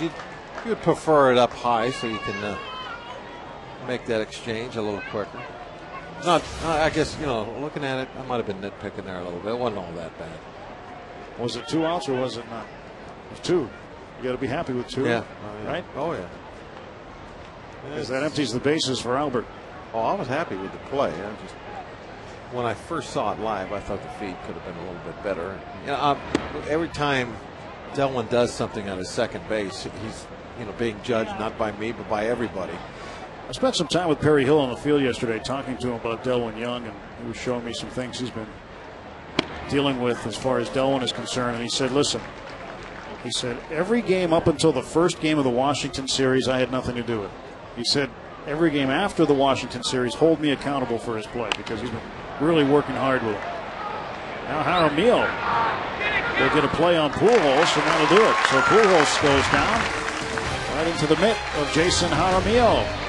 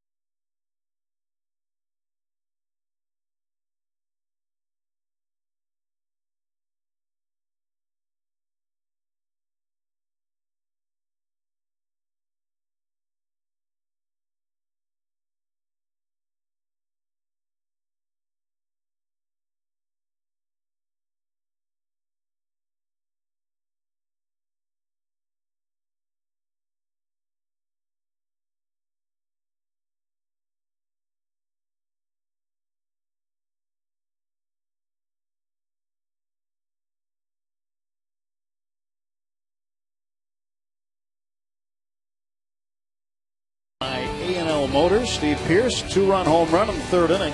Delwyn Young, 1 for 3, an RBI single. Albert Pujols, 1 for 2, a double and a walk.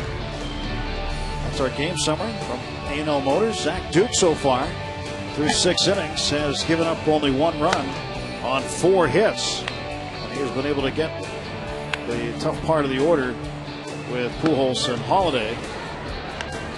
And induced a double play there. And Garrett Jones swings at the first ball and fouls it away against Joel Pinheiro. Jones a double in the second inning. He would score on Pierce's home run. Also struck out in the third.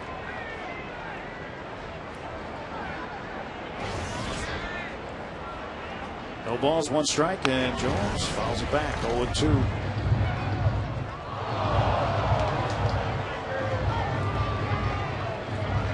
Pinheiro got Jones to chase a ball down low before, which Jones was able to get a piece of and foul it away. I'd be surprised if Pinheiro came directly down Main Street with this pitch. It's high in. He wants a new ball. He didn't like There wasn't a strike in that ball. Boy, that one felt well, but he wasn't trying to throw a strike with that one. I think it was supposed to be a slider inside, trying to run something in on his hands, and didn't have the right height on those seams to really pull through on it. Now, when you get a ball in the game, that's the one thing you look for, is the height of the seams. If it feels right, you know it. If it feels so-so, you know it instantly. Yeah, the seams you can kind of deal with a little bit. You can rub it up a little, that sort of thing. That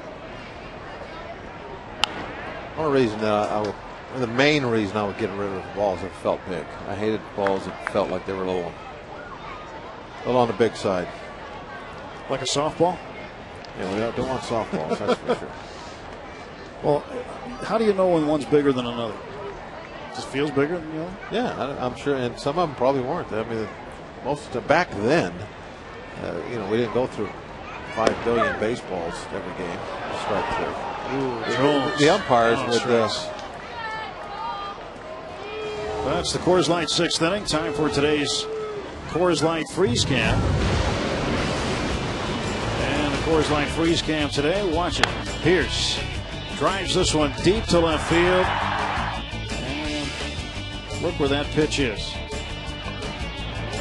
Bell tie goodbye, and Pierce says hello to his second home run of the season. Coors Light Freeze Cam brought to you by Frost Brewed Coors Light, the world's most refreshing beer. You were saying about the size of the ball? Oh, back then they'd throw the balls out all the time. If you had one you didn't like the feel of, you'd throw it back, and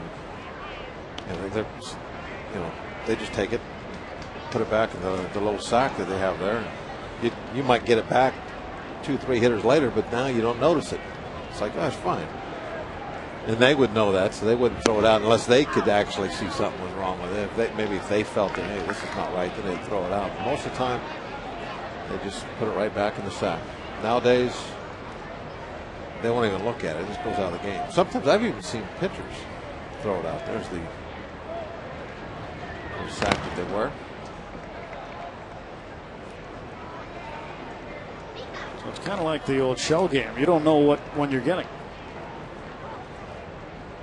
You might have one in the 4th inning that you had in the 1st. It's the same one, but you didn't like it in the 1st. Now you like it in the 4th. But I like the balls that were beat up and used a little bit. Those are the good ones. Pierce strikes out looking. Pinheiro has struck out the last 4 men that have come to the plate. You get a ball with a little scuff mark here or there, grass stain, maybe some seams that have been hammered flat on one side. And you see the beautiful pitch on the outside corner that sent Pierce back. That was a little paint on the black. But those balls you could get to move one way or another. A lot of pitchers are always looking for movement. Some guys that, for some reason I don't understand, they don't really like that movement. That's another subject, but a lot of pitchers, they like to get the ball that moves one way or another. A moving target's tougher for the hitters to hit. Cedeno had that one picked up with the backhand by Colby Rasmus. And for the 2nd straight inning, the Bucs down in order.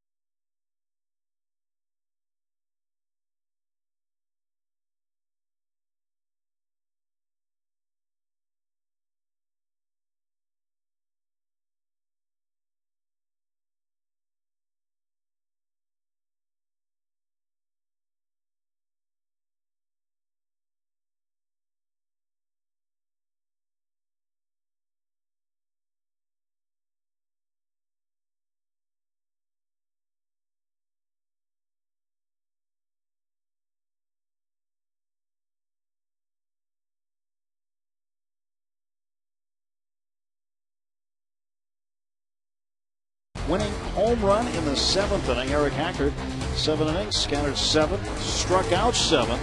And Shelby Ford, demoted to Double-A Altoona, but had a big game with a grand slam, 5 runs batted in.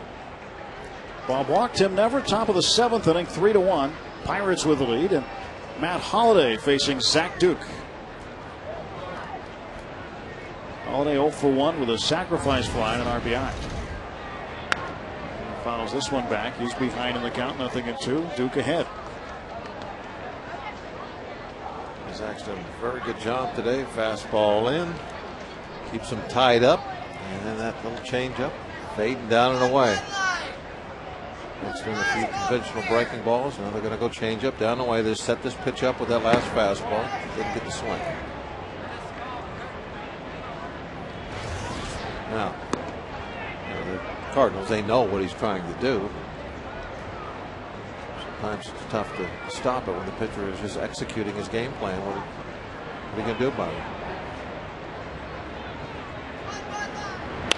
This one reached for and hit into right center field.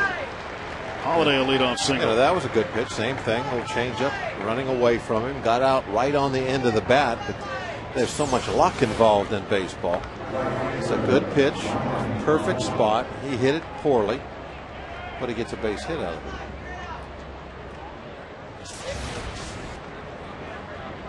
it. Baseball's it's such an unpredictable game. That's why the absolute best hitter in the world gets shut down sometimes, takes an offer, and vice versa. If somebody hitting a .180 can go 2 for 4 off a Cy Young award. Just never know.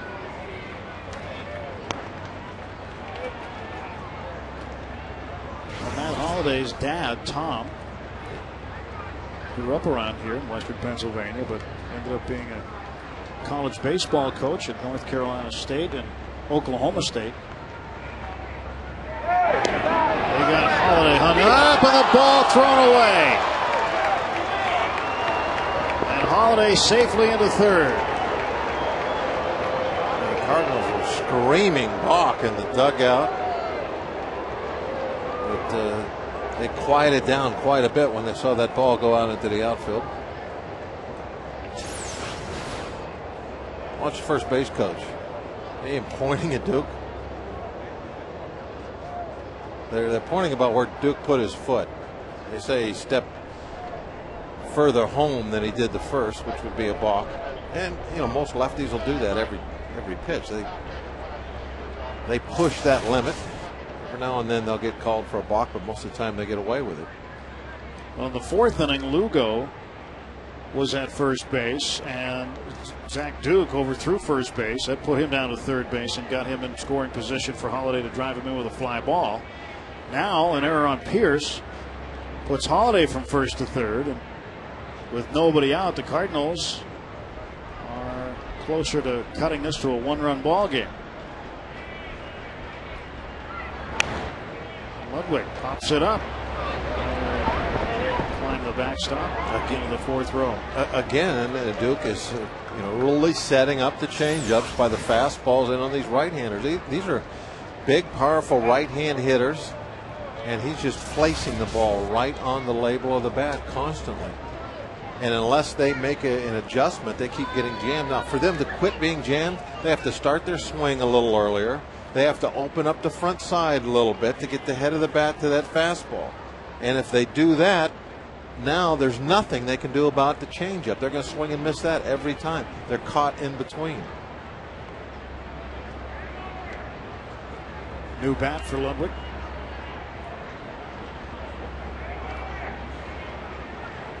One ball and 1 strike. Had to go inside again. Ludwig was the player of the month for July. And over his last 12 games here to start Doesn't like August. No, 195. He is 0 for 2 today.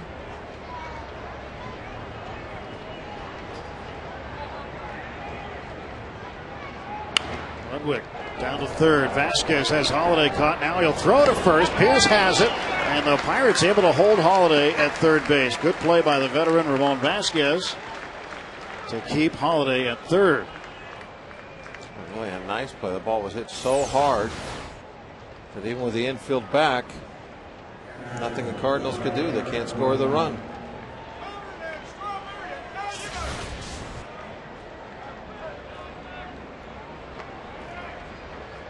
Yadier Molina will be the hitter. 1 for 2.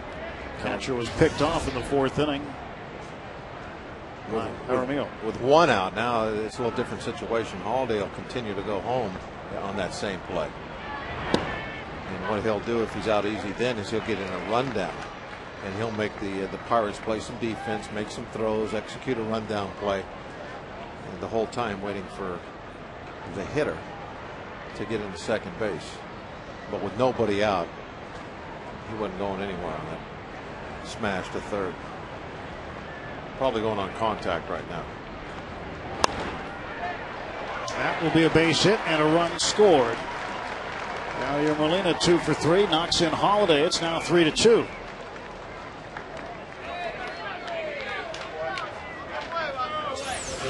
Two base hits, pretty similar. Little changeups down, good pitches, just right off the last inch of the bat, and both of them just little flares into the outfield. Here's some more that's just bad luck. You do your part. You take the sting out of the bat. You make a great pitch. You make that hitter swing at your pitch. He ends up giving up a run. Of course, the error played huge in it. Khalil Green, the hitter, 0 for 2, third baseman today. We're looking for a little of that Rivers Casino grand opening luck. I'm trying to think of a play where we got lucky. I don't know if we've had one yet. I don't think so today. Not yet. Yeah, it's going to come. Tying runners aboard in the 7th inning. That's Yadier Molina. Green swings and pops it up on the right side. Delwyn Young fighting the sun. Garrett Jones calls him off and makes the grab. 2 down. Good play by Jones. If you're traveling and can't watch your Pirates on FSN, you can always catch the game on your computer with MLB.tv.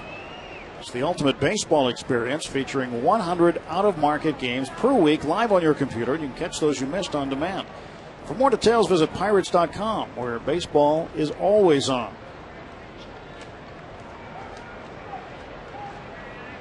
Like the MLB.tv, there's a cable you can attach from your computer to your television now if you have a newer TV, and it's just like watching it on a big screen.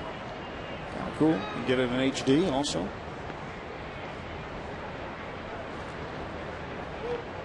Are you wired up for any of that stuff? No. No? No, I have to watch stuff on TV. I don't know. I can barely turn my computer on. I don't do iPhones. I don't have any of that stuff.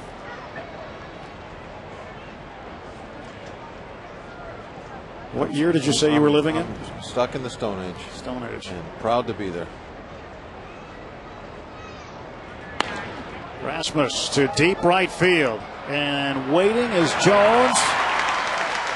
And that'll do it. 1 run comes across on 2 hits. There was an error. And after 6.5, it is 3-2 Pirates. We're going to keep it right here.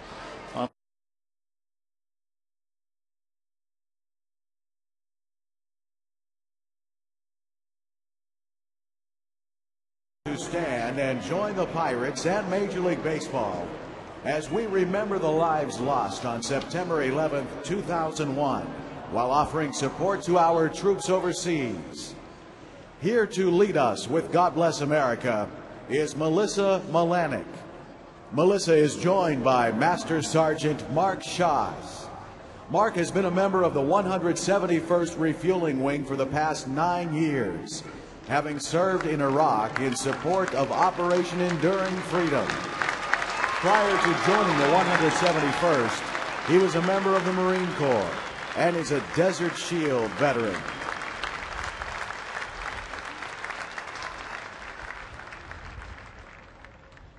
God bless America, land that I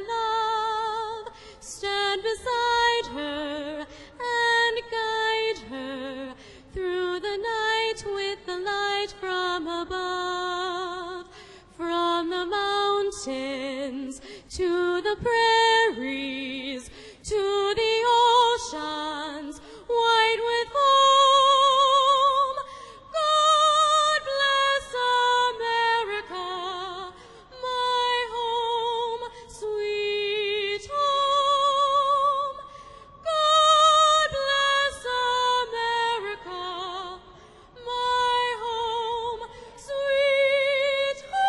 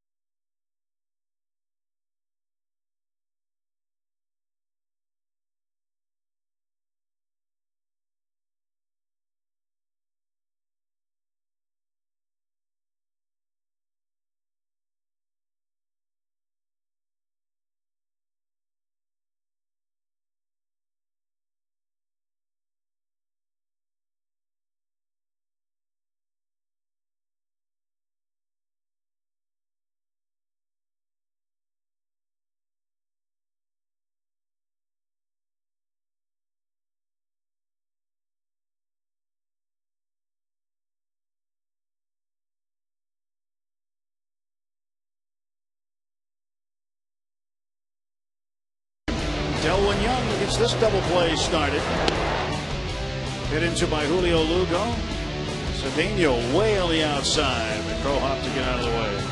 That's today's Mercedes-Benz E-Class attention assist of the game. Bottom of the seventh with Bob Walk, Tim Neverett here at PNC Park. Final game of a 10-game homestand. 3-2 Bucks. Vasquez, Jaramillo, and Zach Duke, the scheduled hitters against Joel Pinheiro. And Vasquez rips this one inside of first base. And he will round first and hit the second. It was his second double in as many games. He had a pinch hit double last night. And Vasquez now with 4 doubles on the season. Good way to start the seventh for the Pirates. Yeah, we've kind of sat on that lead for a while. And we need to put up some kind of a run. They're sneaking back into this. And, I don't think there's anything I like better than a leadoff double when it comes to figuring out a way to get a rally going. The elder statesman, Ramon Vasquez. I bet he never thought he'd be the elder statesman. Just 32 years of age, happens to be the oldest player on this team. Jason Jaramillo 1 for 2. And he bunts it up the right side, and that will be foul. So the Bucks trying to move a man over a station. Well, this is a young team, and again, Vasquez, the youngest, oldest player. How about this? St. Louis has 12 players 30 and over. Pittsburgh 1. 9 players 25 and over. The Cardinals have 2. Cardinals definitely have some experience.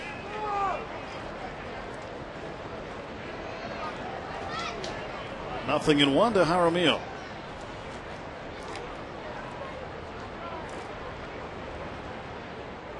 And he will take strike 2. Pirates haven't been very happy with the strike zone this afternoon, especially in the last couple of innings. He's shaking his head no, looking off. Not like that call.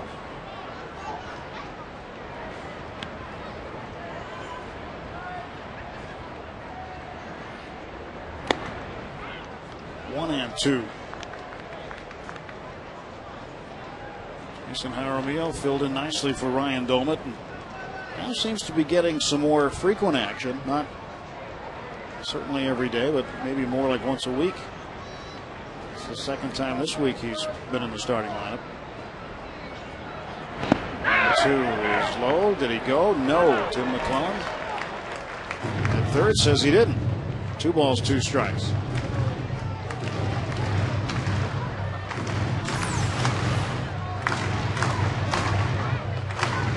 No, he didn't go.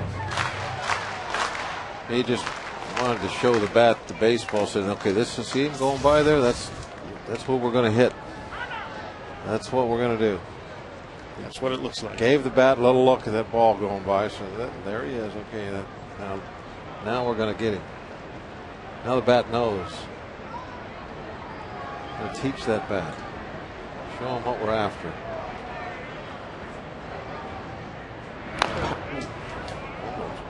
Bat's getting the hang of it, though. Getting the hang of it. It's getting closer to the ball. Yeah.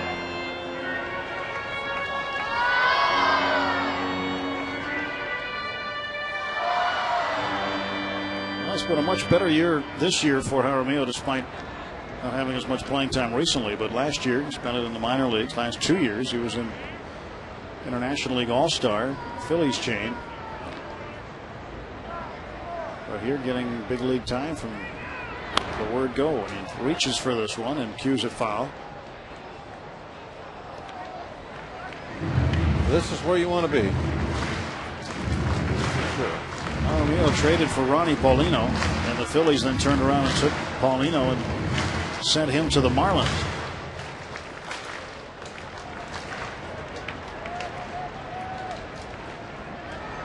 Two and two. Nobody out. Vasquez at second base.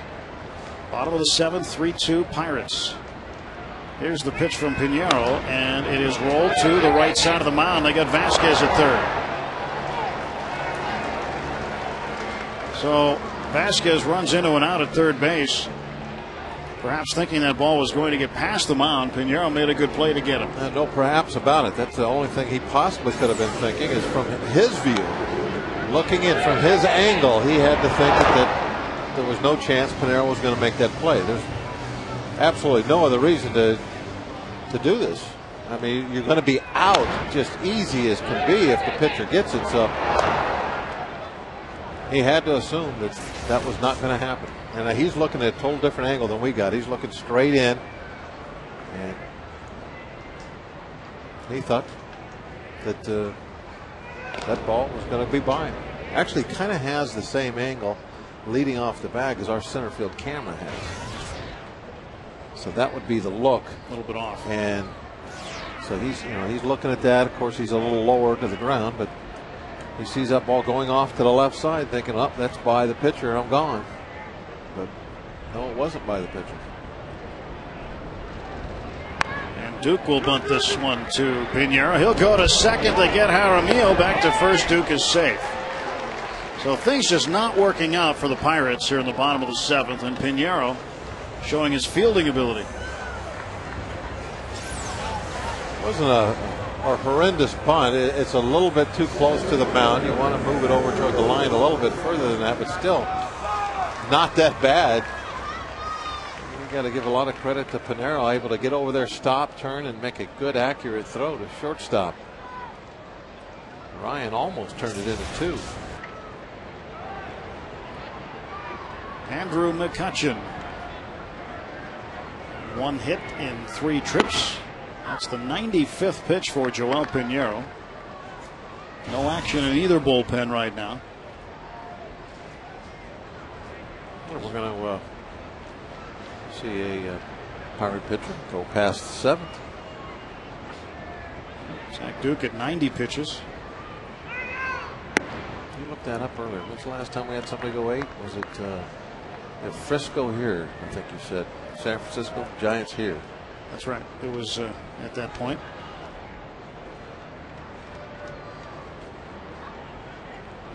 It's been a while, but Zach's going to do it today. McCutcheon, a swing and a miss.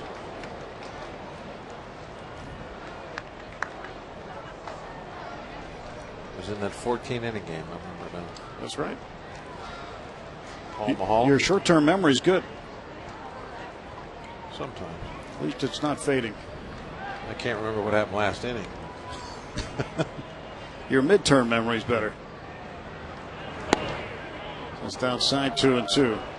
I know it's funny though, Bob, and you've been around it a long, long time. And no matter what, you talk to people in baseball, especially guys who've been around it a long time. Their recall is amazing. They can recall pitch counts and outs and innings and years and days and dates. You know, better than anything. It's amazing to listen to that conversation. This one's over the mound, and Ryan just gets McCutchen by a step. See, he can make that play. He can make that play. Good defense by Ryan of the Cardinals, as he is able to retire Andrew McCutchen.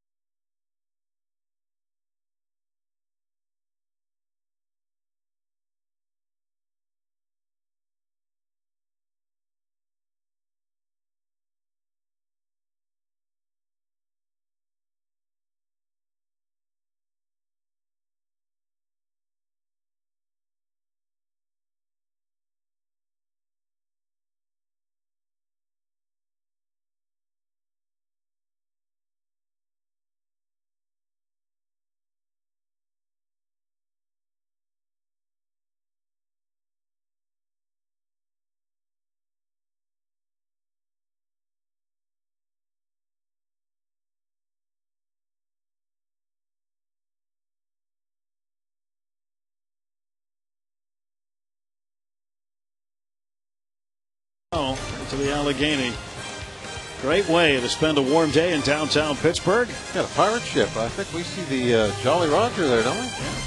He's got it raised. Yeah, we're going to raise it here in 2 more innings. I suppose he's pirating that other boat, dude. Could be. That's a good point. Mark DeRosa is going to pinch hit. He was in the starting lineup until minutes before game time. We were told that DeRosa had tightness in his upper back and that Tony La Russa had to change the lineup. And nobody was notified, but DeRosa apparently well enough to get a base hit here in the top of the 8th. How many of those was Zach going to give up? This was a little different than the 2 last inning, where little flares off the end of the bat. This was jam shot. This is where he came inside, trying to set up the pitch away. Still gave up a hit.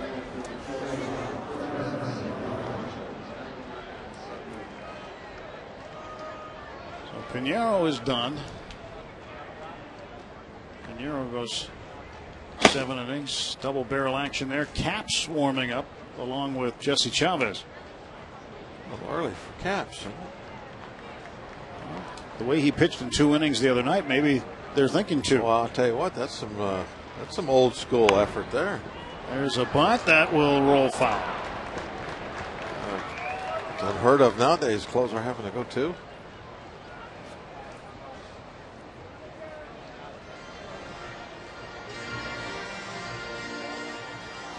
Pinheiro didn't walk anybody again today. He ended up striking out 4 in a row at one point. 7 innings, 9 hits, 3 runs. A lot of first pitch strikes. It's been the theme. Cardinal staff. Well, here's the percentage, okay, for Joel Pinheiro. He had 99 pitches, 71 of them for strikes. Yeah, we've seen better. Not much, but we have. Max Scherzer was from Arizona. 80 strikes out of 100 pitches. Right. Bunts it fouled again. I don't know if we'll ever see anybody, do better than that. 80 out of 100 is incredible. Jason Mott, hard throwing right-hander, loosening for the Cardinals. Mott gave up 2 runs last night. Cedeno took him deep. No balls, 2 strikes to Brendan Ryan. Tying runs at first base. Mark DeRosa pinch hit single.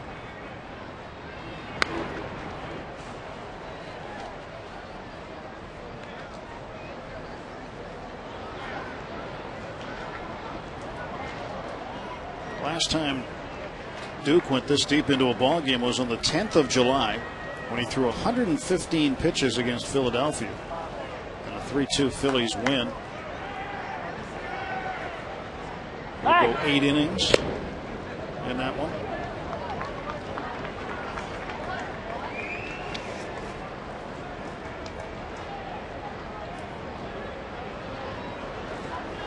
He had 5 hits and 3 Philadelphia runs.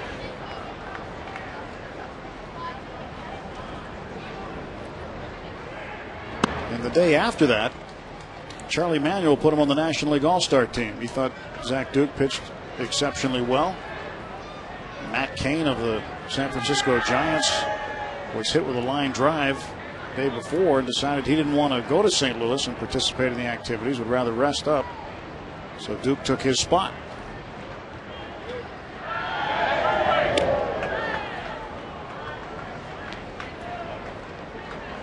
Seems like Brendan Ryan's been up there a while.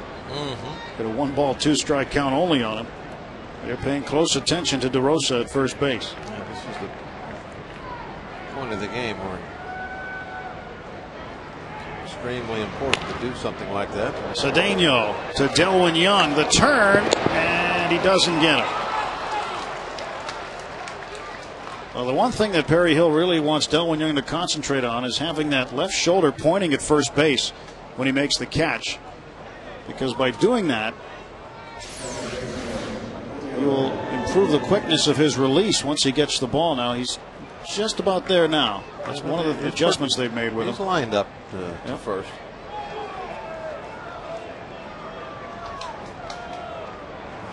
Again, there was I'm going to nitpick. This time we didn't get the double play, but the feed is down around the knees. I think that puts the guy turning it into a position where he can't be as quick as if he gets a throw up there around the letters. Great round of applause for Zach Duke as he pitches into the 8th inning here. This is we talked about this being a tough team for left-hand starters. Our Columbia Gas 8-1-1 call to the pen has been made. Matt Capps coming on early for the Pirates.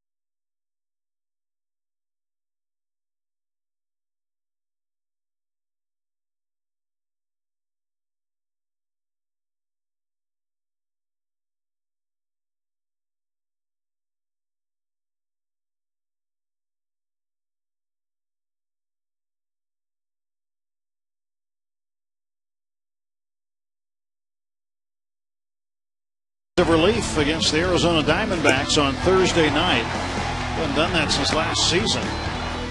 And he looked very good in doing so, striking out the side of the ninth and then striking out another in the 10th. Faced 7 guys when he works 2 or more innings. In his career, he's 4-0 with a minuscule earned run average of .26. So with 1 out in the top of the 8th, John Russell, for the first time this season, goes to Caps in this situation rather than having a bridge to Caps in the 9th. Yeah, this is a very old school here. This is what, when I first came into the league, was not uncommon at all. In fact, most teams did that. They'd bring that best relief pitcher they had in, sometimes even in the 7th inning, if they thought that was what they had to do to win the game, if the game was in danger at that point. But over the years, it's evolved into where if you are quote unquote the closer, you can't pitch anything but the 9th. We're turning the page backwards a little bit here and bringing Matt in the 8th inning. Skip Schumacher, hitting for Lugo, fouls this one away. Schumacher coming in to face Caps. 293 on the season, and is 2 for 4 in this series. Started only 1 game.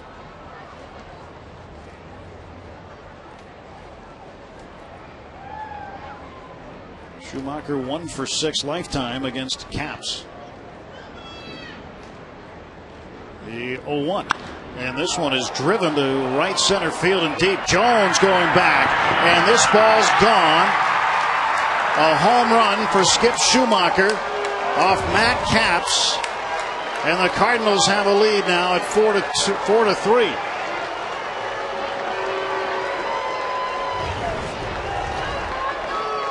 Don't really know much what to say here.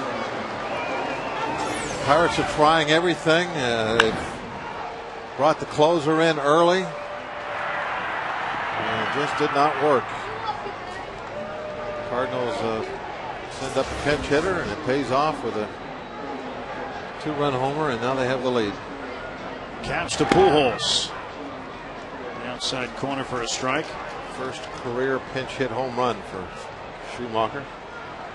Zach Duke disappointed. Left the game with a lead, and Caps hits Pujols. And Caps has been thrown out of the ball game. Well, you can't hit a superstar, apparently.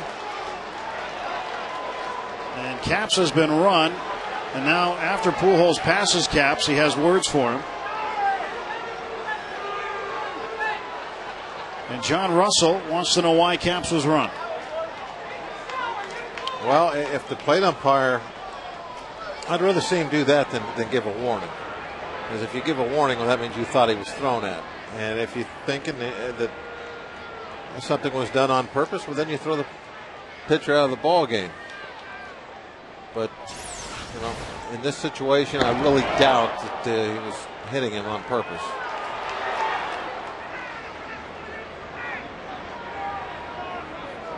And that one got him good, too, right in the rib cage. The umpire immediately throws him out of the ball game.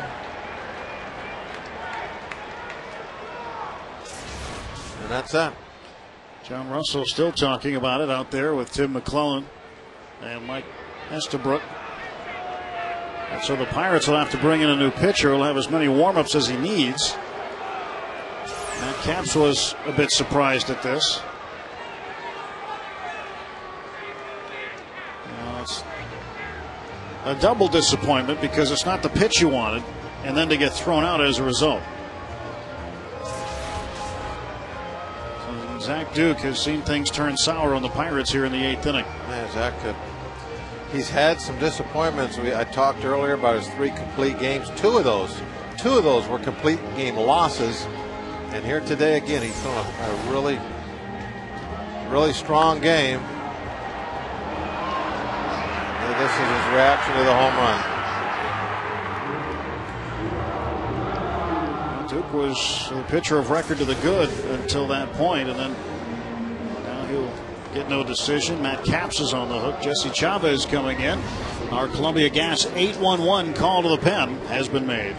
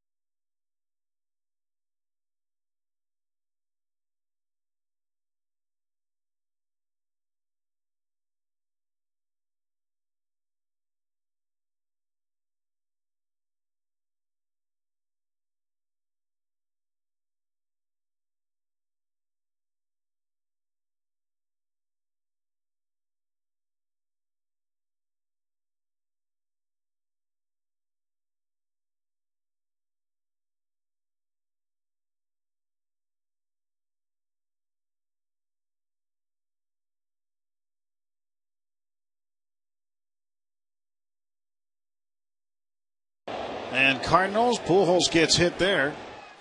Not excited about that. David Wright would get hit for the Mets, and that started a bit of a brouhaha between the Cardinals and the Mets. And here today, he gets plunked by Matt Capps right in the ribs, following up Skip Schumacher's first career pinch hit home run that had given the Cardinals the lead at 4-3.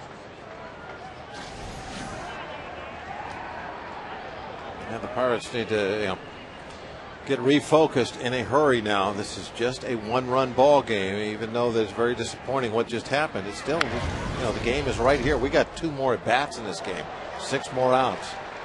Let's just get this inning over with. We only need 2 more outs and focus on getting back in the lead, win the ball game. Chavez, the third pitch of this inning. Zach Duke started the 8th. Matt Capps faced 2 batters. And now Jesse Chavez has Matt Holliday 0-2. And Pujols in the dugout during the pitching change. He doesn't seem to. I mean, you can't hurt a machine anyway. Well, they call him. That was a good shot in the ribcage there. He's a big, tough man, but I guarantee he felt that one. El Maquina, the machine.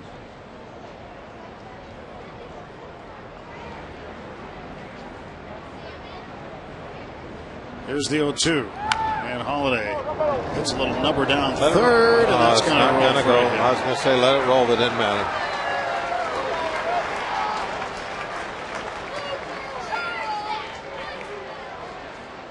Boy, oh boy. Matt Holliday with a squeaker here. We're not getting any of that luck, are we? Nope.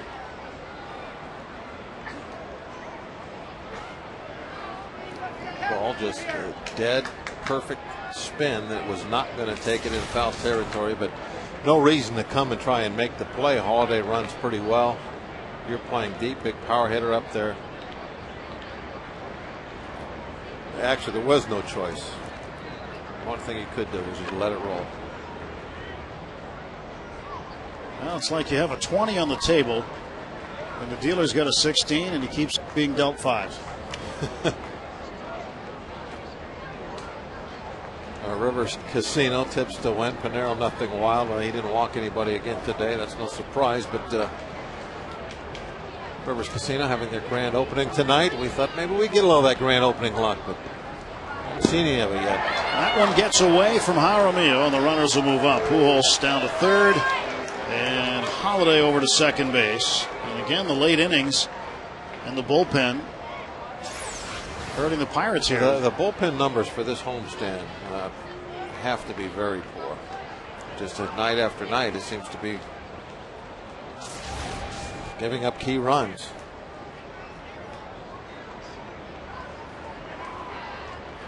Infield now, even with the runners second base, they're forced to come in. 2-0 to Ryan Ludwig.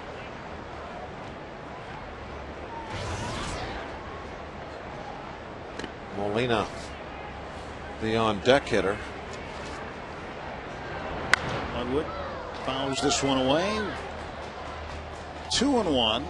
Ludwig hitting .265 for the Cardinals. Molina's hit into 20 double plays this year. 20. He is on deck, so be careful with Ludwig.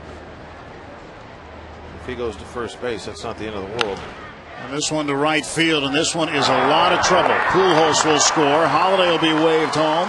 He'll score, and into second base with a 2-run double is Ryan Ludwig. I was hoping that maybe they were pitching around him. When he got behind 2 balls, thought maybe they're going to pitch around Ludwig and get Molina up there with a chance to end this inning with a double play ball. But that one had too much of the plate. Ludwig pounds that one into the corner. 71 RBIs on the year now for Ludwig. They got some RBI men in the middle of that lineup now, don't they? They do. Ludwig with 75. Holiday got another one today. 75, I'm sorry. I'm sorry, no, you're right, 71. I was looking. I was trying to add up Holiday's numbers in my head while talking about that. There's a routine grounder to short. Cedeno throws on to first base. Down to third goes Ludwig. And there are two away. But Holiday now with 69. Ludwig with 71. Pujols has 100 even. Do we have a chance at Ludwig at third base on that ball? I don't know, because the ball was hit going towards second base side. Well, he ran past it on contact. I was just wondering. I don't think Cedeno ever even took a look at him. He played it like a routine grounder to short. Let's get a look and see where the runner is on contact. See if he passes him. Right here, he runs by the ball. But right here, does he have a chance of catching this and throwing him out at third? He never looked.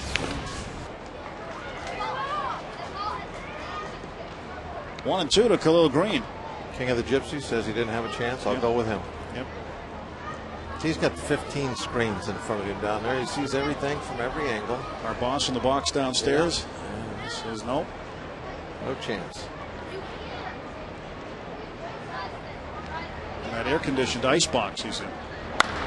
Green will get another run in. And the Cardinals having their way here in the 8th inning. Will be Rasmus coming up. He'll be the 9th man to hit. That's too bad he didn't have a chance because it cost us another run.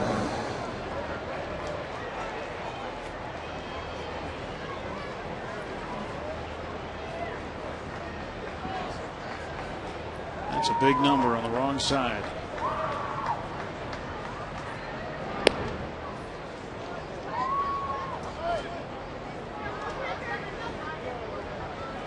(7-3) Cardinals. Pirates held a 3-2 lead until the top of the 8th. And now Rasmus to right field.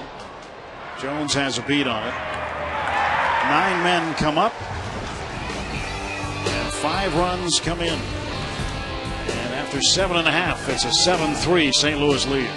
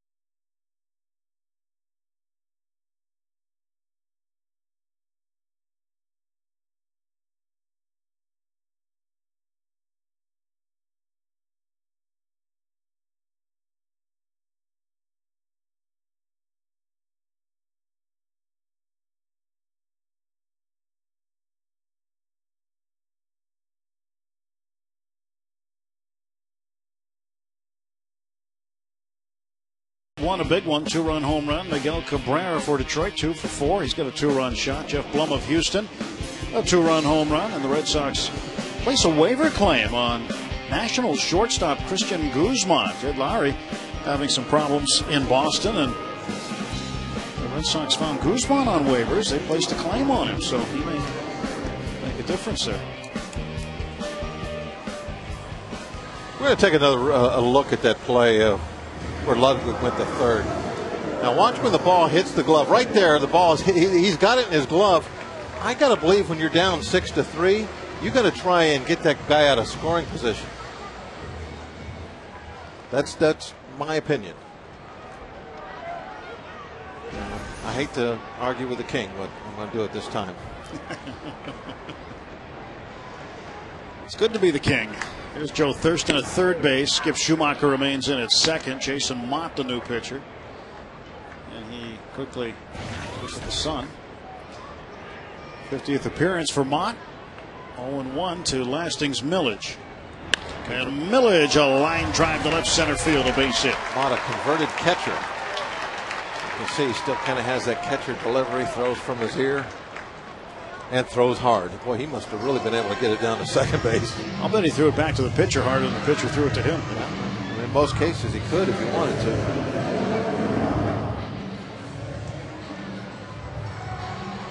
Delwyn Young 1 for 3 with an RBI. Had that RBI single back in the third inning. Struck out last time up in the fifth. And Tony La Russa is coming out.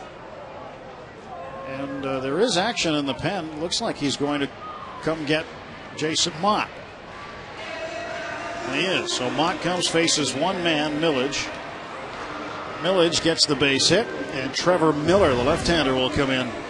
Our 8-1-1 call to the pen from Columbia Gas has been made.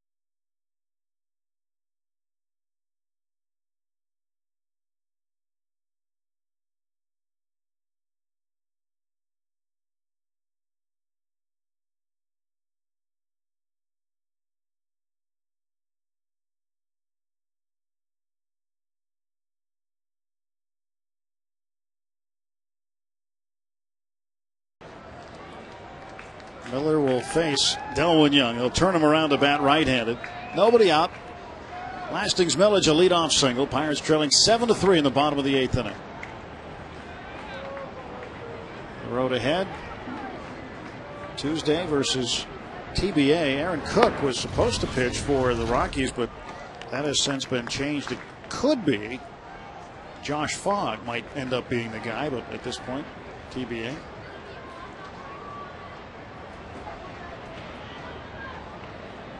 One ball and one strike. Miller's numbers on the season, but they are pretty nice, aren't they? He's a specialist. Yep, there's a lot of them around baseball. I said last night if you can pitch at all and you're left-handed, you can get into your 40s. Still be in the big leagues. And he's got a pitch, too, against left-handed hitters that just comes from first base. He will throw it way out to the side, but Young, a switch hitter, batting right-handed. Jones, a lefty, up next. Throw to first, and Millage skips back. 1-2 the count, nobody out. Pirates trying to find a way to claw their way back into this one after a 5-run, 5-hit eighth inning. Matt Capps was ejected after facing only 2 batters. He hit Albert Pujols after Skip Schumacher hit a 2-run home run to erase the Pirate lead of 3-2, made it a 4-3 Cardinal lead. And then Jesse Chavez came in, gave up hits to Matt Holliday, 2-run double to Ryan Ludwig, and Khalil Green had an RBI single. 2-2 to Young.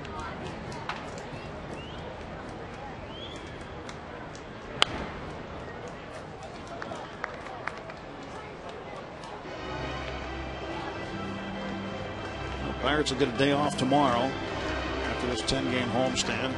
It's kind of a day off / travel day. In the afternoon, they'll board a plane and head to Colorado. The morning off. Yeah. Come to the ballpark at about the same general time we would if there was going to be a game that night.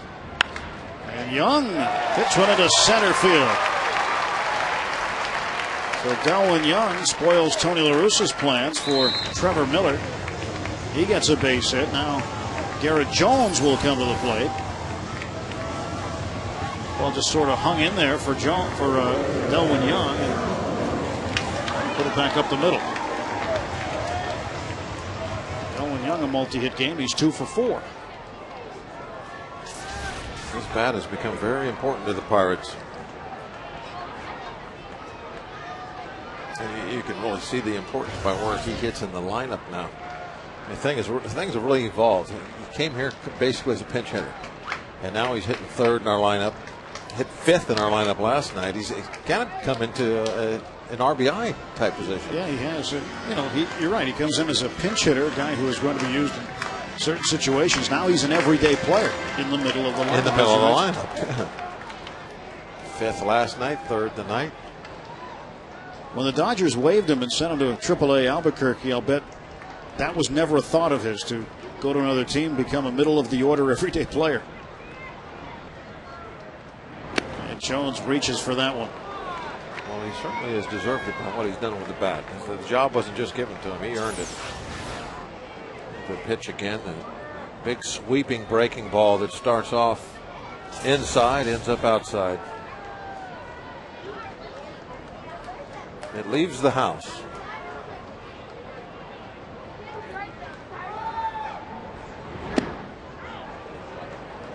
Ball 1. That's a tough pitch for any left-handed hitter. See that thing coming way outside from Laredo and just curling in. It starts behind you and then comes right across the plate in front of you.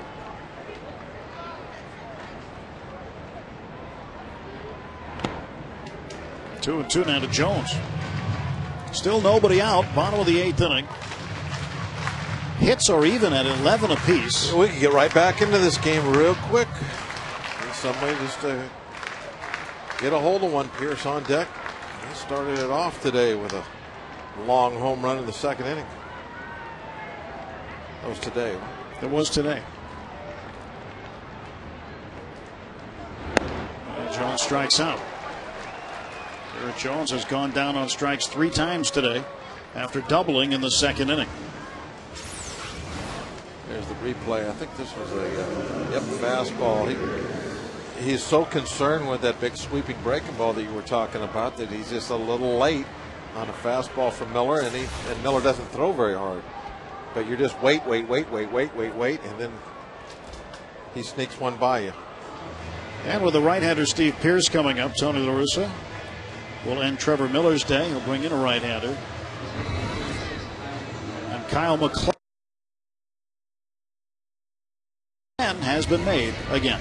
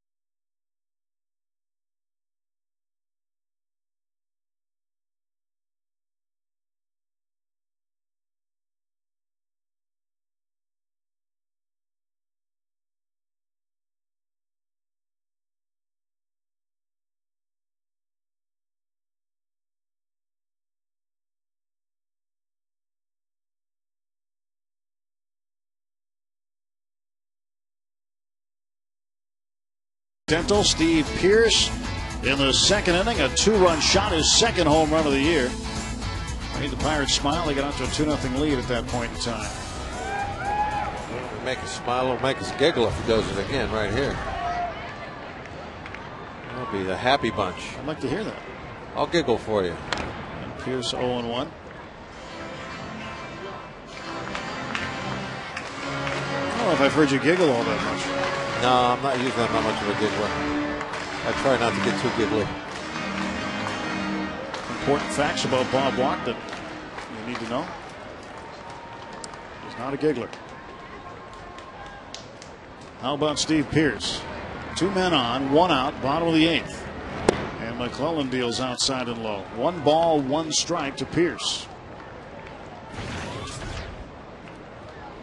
Collins' numbers, 227 opposition batting average. Nice number to have. On the corner. A little sink to it.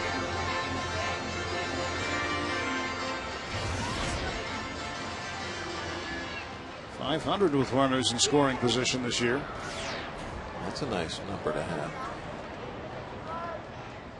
Who wins? Count even, 2 balls, 2 strikes to Pearce. Well, Pearce looking for one he can drive somewhere. Lead runner is at second base. That's Lasting's Millage. He got a base hit to start the inning. Delwyn Young is over at first. He got a base hit off of Trevor Miller. Millage's came off Jason Mott. Mott was lifted after facing Millage. And this one up in the air right side. Ludwig underneath it.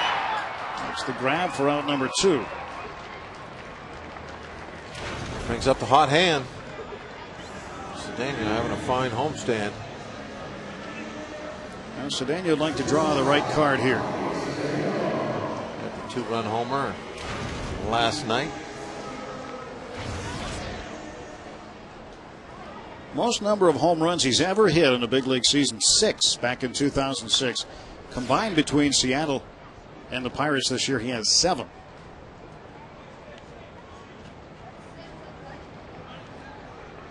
And he hits this one in the air to right field, down the line. Long run for Ludwig.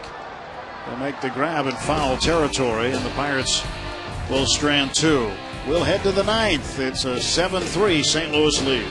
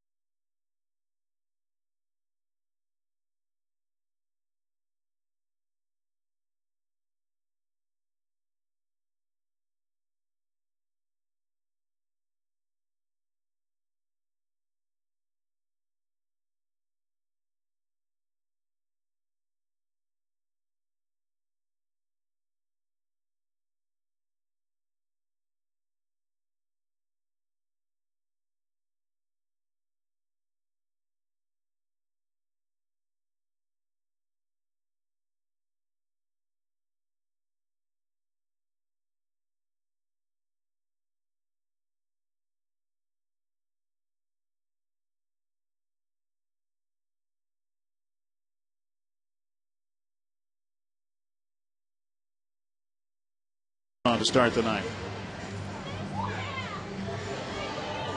Evan, along with Chavez, I think a couple of highlights we've had in that bullpen this year. Both those guys established themselves as very valuable big league relief pitchers. The season started, they were Nothing but young guys on the edge trying to make a team. They are a part of the bullpen here, bullpen's future for a while. Evan also a great example of the value of the Rule 5 player and why it's has value to the Pirates. It's definitely is an area that they can use to make the team better. They did it with Evan. The Rule 5 rule. You like that rule? Yeah, I think it's a good rule. It helps the players if they've become buried in an organization get out into a better position, even though in some cases it costs them a year off their career basically, but still it might well, it's always going to put them in a position to get to the big leagues faster, and if nothing else, it does give them, if they never see the big leagues again, it does give them that 1 year. Right. So I think it's a plus for the players and definitely a plus for your smaller market teams. Joe Thurston to first base. Pierce shoveling it over to Evan Meek for the out. 1979 celebration weekend continues Saturday, August 22nd, when the Pirates host the Cincinnati Reds. Don't miss disco legends KC and the Sunshine Band perform all of their hit songs live from the field right after the game. To get your tickets, call 1-800-BUY-BUCKS or visit pirates.com. You know the songs. Don't stop it now, don't stop, no, don't stop it now, don't stop it. Don't tell me there ain't no more. Don't stop it now. A little less hair than I remember him having, but other than that, that's all right. Still sounds the same. Still sounds good. Everybody's going to have a great time. We actually saw him already this year in Florida. He performed after a Marlins game on the 4th of July. So we got the preview. How about the way they take 4th of July in Miami pretty serious, don't they? They do. They do. It's like being in a war zone for 24 hours. They just fireworks are going forever. Ryan, 0-2 as Meek threw that one past him. Yeah, we were sitting there in the hotel looking over the balcony on the beach, and 3 o'clock in the morning they're still setting going off hours and hours rockets, and hours. Setting off rockets. 0-2 pitch outside, 1 ball and 2 strikes.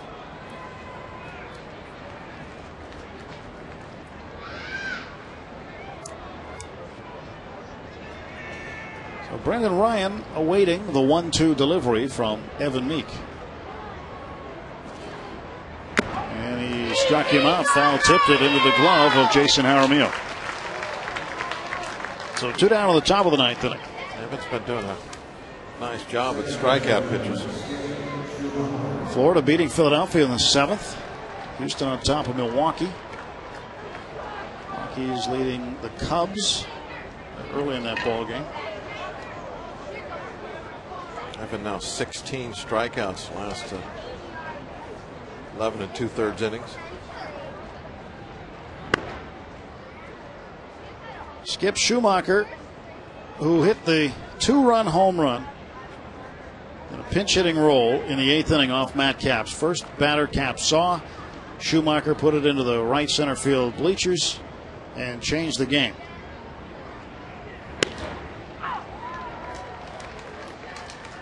One ball and 1 strike to Schumacher. Schumacher remained in the game at second base. Joe Thurston entered in the 9 spot. He led off this inning, and the pitcher entered in the 7th spot where Khalil Green was. 1-1. 1-2 now to Schumacher.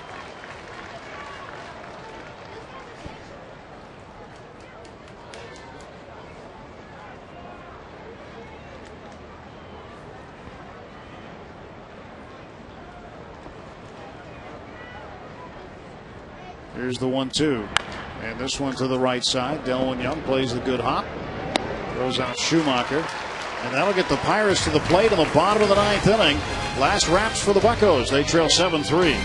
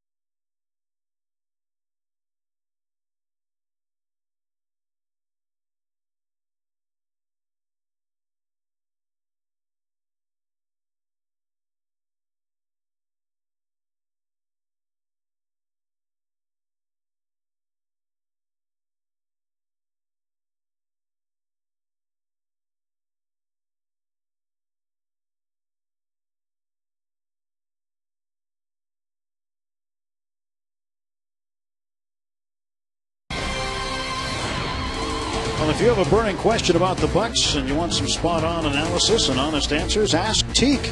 Send your questions to former Pirates pitching great Kent Tekulve at Pirates Postgame at fsnpittsburgh.net. Ask Teak after the game, only on Pirates Postgame.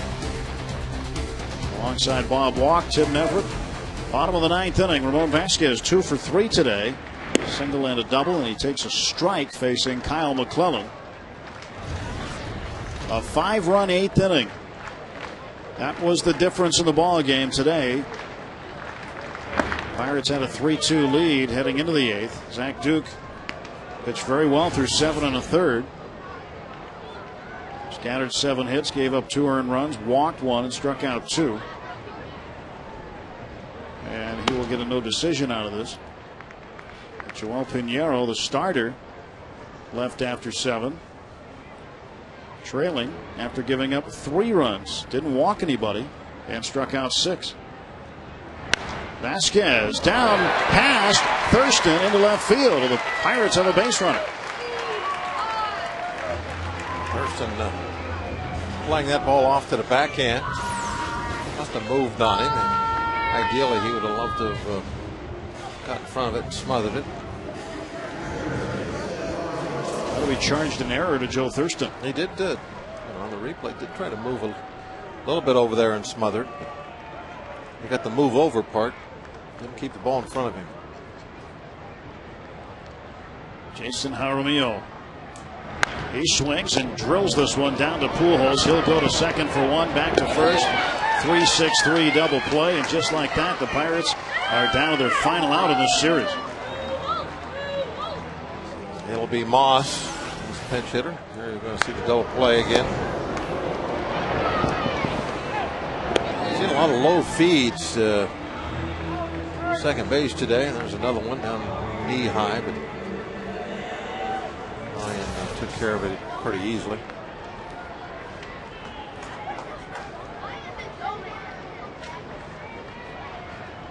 So Moss looking out at McClellan. 2 down, bottom of the ninth. Outside. 24,369 here today. Last night, another sellout crowd of 38,593. 7th largest crowd at PNC Park ever. That was last night, and a pretty good crowd here again today. Pirates will be heading out on the road for a while. And will end up coming back here. You'll get your first opportunity on the next homestand to see the world champion Phillies. Milwaukee will be the first opponent on the 17th of August. And a ground ball to second. Schumacher gloves it. And that is the ball game. So the Cardinals come in and sweep the Pirates 3 in a row, as the Pirates have now matched a season high 8 losses in a row. Pirates need to figure out this bullpen problem. This is getting worse.